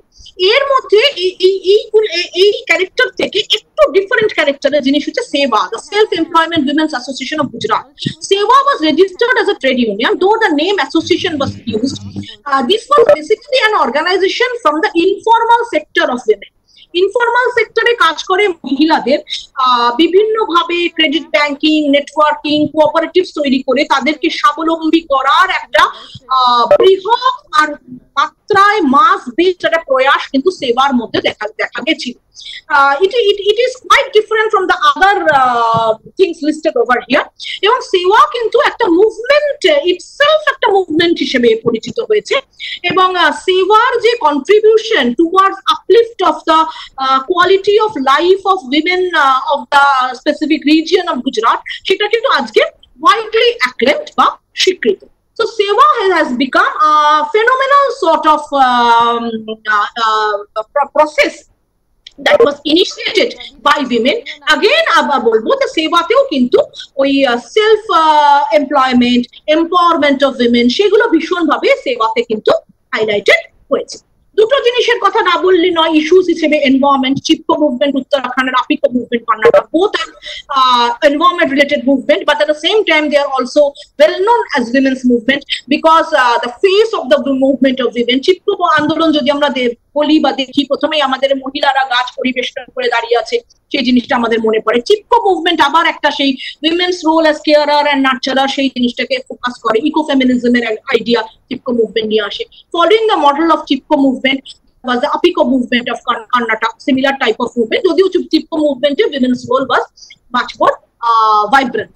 সুতরাং প্রকৃতি, ফরেস্টের উপরে, জঙ্গলের উপরে মহিলাদের অধিকার, গাছের উপরে মহিলাদের অধিকার, মহিলাদের ভূমিকা as carer and nurturer of the society সেই জিনিসগুলো কিন্তু চিপকো মুভমেন্টে ভীষণভাবে আসে বা হাইলাইটেড হয়। আমরা যেটা বললাম, আমরা প্রথমে যেটা বলেছিলাম যে human rights movement, environmental movement, women's movement এগুলোর মধ্যে ক্রস কাটিং ইস্যুস আছে, ওভারল্যাপিং কনসার্নস আছে। তো those were very much evident in Chipko and Appiko movement. এই 70s 80s এর ডিকেটে পার্সোনাল লস বা ব্যক্তিগত আইন যেটা, সেখানে জেন্ডার সেন্সিটিভ সেকুলার লস কে ডিমান্ড করার বিষয়টিও কিন্তু ভীষণ গুরুত্বপূর্ণ হয় এবং যেখানে মাইনরিটি উইমেনদের রাইটস এর কথা উঠে আসে। That was the case of Shahbano. আমরা জানি যে শাহবানু মুসলিম মহিলা, সে সেকশন 125 সিআরপিসি তে মেইনটেনেন্স এর জন্য অ্যাজ বিকজ আফটার তালাক মেইনটেনেন্স এর জন্য সে আইন করে under secular provision of the criminal procedure code maintenance করে এবং তাকে সেটা দেওয়া হয়, সুপ্রিম কোর্ট তাকে অ্যালাউ করে, যেটা নিয়ে পরবর্তীকালে দু রকমের একটা দ্বন্দ্ব শুরু হয়। একদিকে organisations who wanted the Supreme Court judgment to be nullified, আবার আরেকদিকে উইমেন্স অর্গানাইজেশন যারা এটাকে পোর্ট্রে করতে চেয়েছে বা প্রজেক্ট করতে চেয়েছে। আলটিমেটলি শাহবানু 1985 এর এই শাহবানু মামলা যেটি, সেটিকে তাতে সুপ্রিম কোর্টের যে রায় সেটাকে খণ্ডন করে পরবর্তীকালে পার্লামেন্টের আইন হয় Muslim women's protection of right on divorce এবং সেখানে এই ডিসিশনকে রিভার্স করা হয়।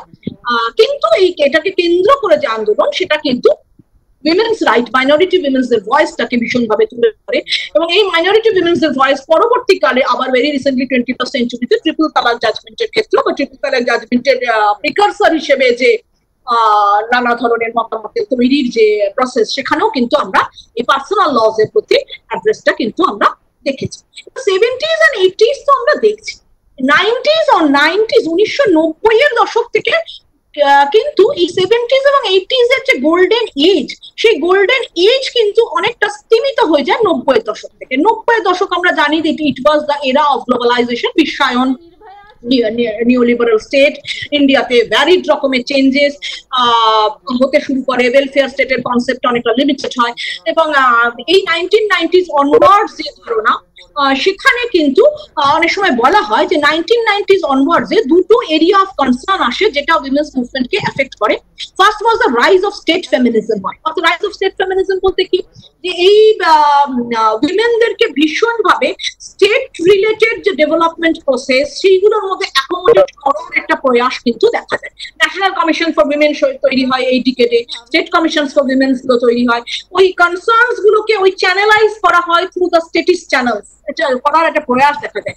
ডেভেলপমেন্ট বিভিন্ন প্রোগ্রামস গুলোর মধ্যে উইমেনদের ইনক্লুশন, পলিটিক্যাল পার্টিসিপেশন অফ উইমেনদের প্রজেক্ট করার জন্য গ্রাসরুট লেভেলে পঞ্চায়েত বা মিউনিসিপ্যালিটি স্তরে যে রিজার্ভেশনের ব্যবস্থা, এই সমস্ত this all were projections of state feminism which somehow affected adversely the spontaneous mass-based women's movement of the 70s and 80s. তার সাথে সাথে যেটা বলা হয় যে অনেক organizations that were earlier acting as organizations to protect women's rights, তাদেরকে funding করে এনজিও তে পরিণত করা হয়, যেটা কোনো সময় বলা হয় NGOisation of organisations. So organizations started becoming operative as NGOs during this decade, which again affected mass base movement affected হয় এবং এই উইমেন্স অর্গানাইজেশনস গুলো অনেক বেশি ব্যুরোক্রেটিক এবং প্রফেশনালাইজড আচার আচরণ করতে শুরু করে 1990 দশক থেকে, এবং এই পুরো 90-এর দশকটাই কিন্তু অনেকটা এরকম ভাবেই কেটেছিল। আদার দেন ভাউরি দেবীর যেটা ইনসিডেন্ট আমরা আগে আলোচনা করেছি, খুব ল্যান্ডমার্ক ঘটনা কিন্তু যেটা 70s এবং 80s আমরা দেখেছি, সেরকম কিন্তু এই সময়টা দেখা যায় না। Now let us come to 21st century. What are the hopes of the 21st century? 21st century প্রথমে সূত্রপাত হয় কিছু হাই প্রোফাইল কেস, আবার সেই আরবান মিডল ক্লাস উইমেনের concern, Jessica Lal model murder case, যেটা পরবর্তীকালে ফিল্মটা হয়েছে, the case, high profile case, and এটা নিয়েও আবার উইমেন্স অর্গানাইজেশনস গুলো ভীষণ ভাবে ভাইব্রেন্ট হয়ে ওঠে, but it was limited to metropolitan city of Delhi only. এবং পরবর্তীকালে এই 21st সেঞ্চুরিতে কিন্তু আরেকটা মুভমেন্ট হয়েছিল যেখানে আবার tribal women were involve, but unfortunately that movement fail to make any long term impact on the women's movement of this century. It was in 2004 মণিপুরে Armed Forces Special Power Act বা AFSPA, যেখানে army বা মিলিটারিকে special পাওয়ার দেওয়া হয়, সেই এবং সেই পাওয়ারের ভিত্তিতে তারা অনেক সময় অনেক ধরনের সেক্সুয়াল ভায়োলেন্স অনেক এলাকাতে রিজিয়নে করে, মানে আর্মড ফোর্স দ্বারা রেপ, যেটা একসময় 1970s এর দিকেও হাইলাইটেড হয়েছিল। আসামের কামরূপে আর্মি রেপ নিয়ে অনেক আন্দোলন হয়েছিল ওই সময় রেপ মুভমেন্টের আন্ডারে। 2004-এ আমরা জানি যে মণিপুরে ইন্ডিয়াতে ফর ফার্স্ট টাইম এই ধরনের প্রোটেস্ট হয়, যে অনেক middle aged women they stood naked in front of the gates of Assam rifle in protest against a tribal woman Manorama, এবং তারপর পরবর্তীকালে iron Sharmila went on a hunger strike for more than a decade protesting against this act. But these sacrifices made by these women somehow এটা কিন্তু পরবর্তীকালে কোনো বড় মুভমেন্টে crystallise হতে পারেনি, but this was a very unusual voice of marginal women against the all powerful state and armed forces of the state, and against the draconian law that was heard in 2004. এটা ছাড়া আরো কিছু কিছু incident 21st century দেখা যায়, sporadic incidents, like the pink chaddi campaign, the blank noise campaign, take back the night campaign of Kolkata, Pinjra Tod, এই movement গুলোর একটা টিপিক্যাল ক্যারেক্টার আছে। They are mostly social media based movement. একটা কন্ট্রিবিউশন এরা আছে, এরা সেক্সুয়াল ভায়োলেন্স কে ওপেনলি করার কথা বলে, অনেক ধরনের ট্যাবু যেগুলো মহিলাদের উপরে ইউজ হয়, not to use words, not to discuss physically, not to discuss আর physical problems in open public forum, restrictions on entry of women in temples, এই ধরনের নানা ধরনের temples or other religious sites, এই ধরনের নানা ধরনের ইস্যুস কিন্তু এই pink chaddi, black noise, take back the night, restriction of women's movement to public places in night time, এই ধরনের ইস্যু গুলো কিন্তু এই সমস্ত ক্যাম্পেইন গুলোর মধ্যে হাইলাইটেড হয়, but this campaigns were mostly just a minute, এটা কি করছে? সরি, একটা অন্য কারোর কন্টেন্ট শেয়ার হচ্ছে। এটা কি হবে? এক্সিট এক্সপেল করো, স্টপ শেয়ারিং। কে এক্সপেল করবে? ও করবে, ওই করবে। Hold. K okay okay okay, go on. There's some technical problem, I think. Yeah. এটা ভুল করে কেটে শুনে Nirbhaya rape case 2012. Another again another dangerous thing, another very complex issue. একটা হিনিয়াস ক্রাইম যেটা 2012 আবার হয় এবং আবার ওই রেপ রিলেটেড মুভমেন্ট ভীষণ ভাবে ক্রিস্টালাইজ করে, protest all throughout Delhi, leading to another amendment in the criminal law act. সেটা আসে এই নির্ভয়া রেপ কেসের পরবর্তীকালে। এবং last but not the least, the latest and the very in thing, that hashtag me too movement, যেখানে sexual harassment সেক্টরে, যদি unorganise সেক্টরে সেক্সুয়াল হ্যারাসমেন্ট কথাটা কিছুটা উঠে আসে এই মিটু মুভমেন্টে। They are again the social media platform, the use of social media platform by women, সেই কথাটা, সেই প্রশ্নটা এটার মধ্যে আসে। কিন্তু এখানেও আবার সেই প্রশ্নটিও আসে যে who is this me in me two? এই মি টু মুভমেন্টের আমিটি কে? এই আমিটি কি ইন্ডিয়ার সব মেয়েদেরকে রিফ্লেক্ট করতে পারছে, বা ওখানে ঠিক সেখানে তারাই একটা নির্দিষ্ট কোন শ্রেণীর মেয়েরাই তাদের ভয়েসটাকে সেখানে আনতে পারছে? মি টু ক্যাম্পেইন যেখানে সেক্সুয়াল ভায়োলেন্সের কথা without any taboo freely share কথা বলা হয়। মি টু মুভমেন্ট কোনো লিগাল রিড্রেস চাইনি, মানে আইনত কোনো পদক্ষেপ মি টু মুভমেন্ট যে চেয়েছে তা না, এরা একটা প্ল্যাটফর্ম তৈরি করেছে তো share voice, breaking the silence, যে নিস্তব্ধতা সেক্সুয়াল ভায়োলেন্স নিয়ে কাজ করে সেটাকে ভাঙার কথা এটা বলে। কিন্তু এখানে কিন্তু আদিবাসী ট্রাইবাল বা দলিত উইমেন, আদিবাসী উইমেন বা দলিত উইমেন, এদের ভয়েস হার্ডের কথা কিন্তু মিটু মুভমেন্টের মধ্যে সেরকম ভাবে ফোকাসড হয় না। এটাও আবার কিন্তু আমার যেটা মনে হয় যে একটা নির্দিষ্ট শ্রেণীর মেয়েদের মধ্যে এটা কিন্তু লিমিটেড থেকে যায় দিস মিটু মুভমেন্ট। এবার চ্যালেঞ্জেস, যেটা 21st সেঞ্চুরিতে আমরা চ্যালেঞ্জেস যেটা দেখেছি সেটা কিন্তু এটা থেকেই বলা যায় যে এই মিটু মুভমেন্ট বা অন্য যেগুলো আমরা দেখলাম যে পিঞ্জরা তোর বা অন্যান্য যে মুভমেন্ট পিঞ্চার ডি এটসেট্রা, সেখানে কিন্তু একটা প্রশ্ন বলা যেতে পারে যে সবার কণ্ঠস্বর কি শোনা যাচ্ছে? মানে নানা ধরনের মহিলাদের ভয়েসেস কি রিফ্লেক্টেড হচ্ছে না রিফ্লেক্টেড হচ্ছে না? সেখানে আমরা যদি প্রশ্ন করি আর অল ভয়েসেস গেটিং হার্ড, তো সেখানে কিন্তু আমাদের এটা স্বীকার করতেই হয় যে ভয়েসেস গেটিং হার্ড এর ক্ষেত্রে কিন্তু কিছু শ্রেণীর মানুষের voice getting more hard than other. So not all voices are not getting heard equally. That doesn't mean that that the Me Too movement is insignificant or voices should not be heard. Voices should definitely be heard, but the span should keep on expanding. আরেকটা জায়গা যেটা মনে হয় যে women's movement কিছু কিছু category of উইমেনকে exclude করেছে বা তাদেরকে কোনোভাবে এটার মধ্যে দেখা যায়নি, যেমন women with special abilities, women with special abilities যাদের কোনো সমস্যা আছে শারীরিক, সে ব্লাইন্ড হতে পারেন বা ডেফেন জাম হতে পারেন, অন্য কোনো কমপ্লিকেশন থাকতে পারে, তাদের যে কনসার্ন, তাদের যে রাইট, সেগুলো কিন্তু উইমেন্স মুভমেন্টের মধ্যে রিফ্লেক্টেড হয়নি। উইমেন্স উইথ অল্টারনেটিভ সেক্সুয়ালিটিস, যারা লেসবিয়ানদের কথা বা অন্য কোনো কুয়ার উইমেনদের কথা কিন্তু উইমেন্স মুভমেন্টের মধ্যে রিফ্লেক্টেড হয়নি, এবং তারা তাদেরকে তাদের ভয়েস হার্ড করানোর জন্য, তাদের কণ্ঠস্বর শোনানোর জন্য অল্টারনেটিভ পাথ তাদেরকে তৈরি করার কথা ভাবতে হয়েছে। তারা স্পেস পায়নি, স্পেস উইদিন দ্য স্ট্রাগল কিন্তু তাদের কিন্তু সেরকম ভাবে আসে। কিছু কিছু আইন আমরা জাস্ট আইনগুলো আমরা সবকটাই আলোচনা করেছি, এটার মধ্যে ডিটেলসে যাওয়ার দরকার নেই।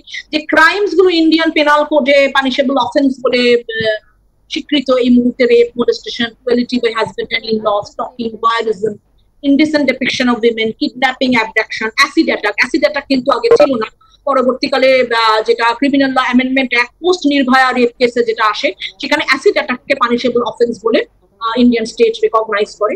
তাও ল্যাপসেস অনেক থেকে যাচ্ছে ইন স্পাইট অফ দ্যাট। একটা ছোট্ট ফিগার দিয়ে আমি আজকে শেষ করতে চাইবো আলোচনা, সেটা হচ্ছে ন্যাশনাল ক্রাইম রিসার্চ ব্যুরো বা এনসিআরবি প্রতি বছর ক্রাইমের ডিটেলস পাবলিশ করে।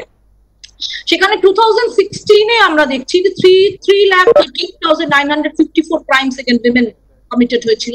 In 2017 that figure increased to 359,849. In 2018 it became 378,277. এই ফিগারটা যদি ধরতে হয় 365 দিন যদি হয়, তাহলে একদিনে 1000-এরও বেশি ক্রাইমের সংখ্যা কিন্তু দাঁড়াচ্ছে। These are reported crimes, crimes that were reported in police stations. Reported নয়, এরকম ক্রাইমের সংখ্যা ধরলে কিন্তু সেটা বিপুল। সুতরাং ল হয়েছে, আইন হয়েছে, অধিকার স্বীকৃত হয়েছে, কিন্তু ক্রাইমসও কিন্তু তার সাথে সাথে চলেছে, হচ্ছে, অধিকার বিঘ্নিত হচ্ছে, অধিকার থেকে ডিপ্রাইভড হচ্ছে। সুতরাং the process goes on. 70s এবং 80s ডিকেডের যে গোল্ডেন পিরিয়ড, সেই golden period somewhat is no longer available, বা অনেক চ্যালেঞ্জের সম্মুখীন হয়েছে তো 21st সেঞ্চুরিতে। ওপেনিংস অনেক আছে, এক্সপ্লোর করার জায়গা অনেক আছে, কিন্তু কতটা আমরা করতে পারছি সেটা কিন্তু একটা চিন্তা ভাবনার বিষয়। এটার সাথে আমি আজকে আমার আলোচনা শেষ করব। Thank you for listening. Thanks.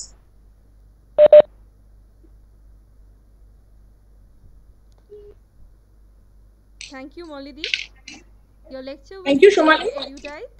It was very captivating and it was very pervasive, all comprehensive. Thank you so much. I'm sure people from our teaching fraternity as well as our students have equally benefited from this enlightening lecture. I know there are people from other streams who have already also enrolled for your speech. I'm sure they have also greatly benefited. But due to constraint of time, we are unable to take any questions. So I would, without much ado, request my head of the department, Dr. Gautam Mukherjee, to please deliver the vote of thanks. Gautam da. Gautam da. Gautam da. Hello.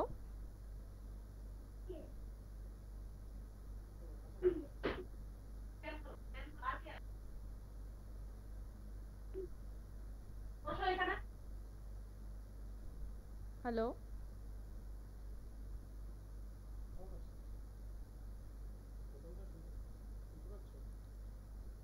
Gautam da.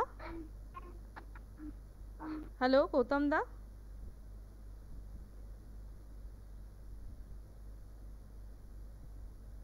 কি করব? হ্যাঁ, তাহলে আমি কি করব? গৌতম দা তো অনই হচ্ছে না। হ্যাঁ, তাহলে কি রিমাদিকে বলবো? পাচ্ছো? হ্যাঁ হ্যাঁ, বল বল বল, শুনতে পাচ্ছি, বল। হ্যালো। হ্যাঁ, শুনতে পাচ্ছি, বলো। হ্যাঁ, respected principal ma'am and other participants, doctor Molly ঘোষকে অজস্র ধন্যবাদ একটা ইন্টেলেকচুয়ালি স্টিমুলেটিং টক দেওয়ার জন্য। আমাদের ছাত্রছাত্রীরা এবং আমরা সকলে আপনার বক্তৃতায় যথেষ্ট সমৃদ্ধ হয়েছি। এই লকডাউন পিরিয়ডে আমি পার্সোনালি একটা একাডেমিক হাইবারনেশনে চলে গেছিলাম। আপনার এই বক্তৃতা নতুন চিন্তার খোরাক দিল এবং খুব অল্প সময়ে আপনি একেবারে ডক্টর ফ্লোরিনো গুহর নেতৃত্বে যে টুয়ার্ডস ইকুয়ালিটি হয়েছিল এবং তারপর থেকে একদম #MeToo মুভমেন্ট পুরো জিনিসটা কভার করে দিয়েছেন। আমাদের ছাত্ররা খুব উপকৃত হবে। আমাদের প্রিন্সিপাল ম্যাম সবসময় আমাদের উৎসাহিত করেন, তাকে ধন্যবাদ। আমাদের লাইব্রেরিয়ান ডক্টর জয়দীপ চন্দ এবং শ্রী বিশ্বরঞ্জন মান্না, আমাদের টিচার্স কাউন্সিলের সেক্রেটারি প্রফেসর সম্রাট চ্যাটার্জি, তারা এই ওয়েব প্ল্যাটফর্মটা তৈরি করে দিয়েছেন, তাদেরকে ধন্যবাদ। ইকা কোঅর্ডিনেটর প্রফেসর ত্রিপর্ণা মজুমদারের উপস্থিতি আমাদের ওয়েবিনারকে একটা নতুন মাত্রা দিয়েছে। আমাদের ডিপার্টমেন্টের senior teacher associate professor doctor Rima Chatterjee, যিনি উইমেন ইন চিপকো মুভমেন্ট নিয়ে গবেষণা করেছেন, তিনি আমাদের ইন্সপায়ার করেছেন এবং নানা রকম ভাবে উৎসাহ দিয়েছেন। ডক্টর সোমালি মুখার্জি, তিনি এই ওয়েবিনারের প্রধান উদ্যোক্তা, সুতরাং তাকে ধন্যবাদ দিয়ে আমি ছোট করতে চাইছি না। কিন্তু professor Debashis Ghosh, professor of Sanskrit in Scottish Church College, who also happens to be the husband of Somali Mukherjee, তিনি আমাদের যথেষ্ট লজিস্টিক সাপোর্ট দিয়েছেন এবং আমাদের হাতে ধরে শিখিয়েছেন ওয়েবিনার কি করে করতে হয়। আমাদের ডিপার্টমেন্টের অন্যান্য faculty, professor Rakibul Sheikh, professor Aniket Goswami, professor Atanu Gupta, তারাও বিহাইন্ড দ্য সিন অনেক কাজ করেছেন। এছাড়া প্রিয় ছাত্রছাত্রী যারা রয়েছেন এবং শিক্ষাকর্মী ও সহকর্মীবৃন্দ, প্রত্যেককে ধন্যবাদ। আর একটা জিনিস জয়দীপ আমাকে বলার জন্য বলে দিয়েছে যে 17ই মে বেলা 10টায় প্রফেসর দীপ্র চক্রবর্তী সংস্কৃত সাহিত্য এবং পাঠ এটা নিয়ে বলবেন। এবং যারা দীপ্রকে জানেন, তিনি একটা ভার্সেটাইল জিনিয়াস। এই গুরুদাস কলেজে পড়ানোর আগে তিনি দিল্লির সেন্ট স্টিফেন্স কলেজে পড়াতেন, এখন কানাডায় একটা রিসার্চ স্কলার হিসেবে আছেন। তার বক্তৃতাটায় আপনারা রেজিস্ট্রেশন করবেন। আর ম্যাডাম জানিয়েছেন যে এই ওয়েবিনারের পার্টিসিপেশন সার্টিফিকেট সোমবারের পর থেকে পাওয়া যাবে, অটো জেনারেটেড হবে। Thank you all. মলিদি তুমি একটু তোমার মেল আইডিটা যদি বলে দাও, যদি কারোর কোনো কোয়েশ্চেন থাকে তাহলে তারা তোমাকে ডাইরেক্টলি মেলে কন্টাক্ট করতে পারে। বলবো মানে মুখে? আরে সোমালি, সোমালি, হ্যাঁ রিমাদি বলো। সোমালি, হ্যাঁ হ্যাঁ বলছি ওনাকে, উনি যে প্রেজেন্টেশনটা দিলেন হ্যাঁ আমাদের এই গুরুদাস কলেজে যে জার্নাল আছে এসো না, তাতে যদি ওনার এই লেখাটা পাওয়া যায় আমরা খুব খুশি হব। হ্যাঁ মলিদি, আমি তোমাকে আবার পরে পার্সোনালি যোগাযোগ করে এই লেখাটা নিয়ে নেব। আর একটু মেল আইডিটা তোমার একটু বলে দাও, কারণ কি আমরা কোয়েশ্চেনস নিতে পারলাম না। ওকে, মলি abo_ll_y .ghosh gmail.com। তাহলে আজকে আমরা এখানেই মিটিংটা শেষ করছি। Thank you everybody, thank you so much. Okay, thank you Somali and thank you everybody.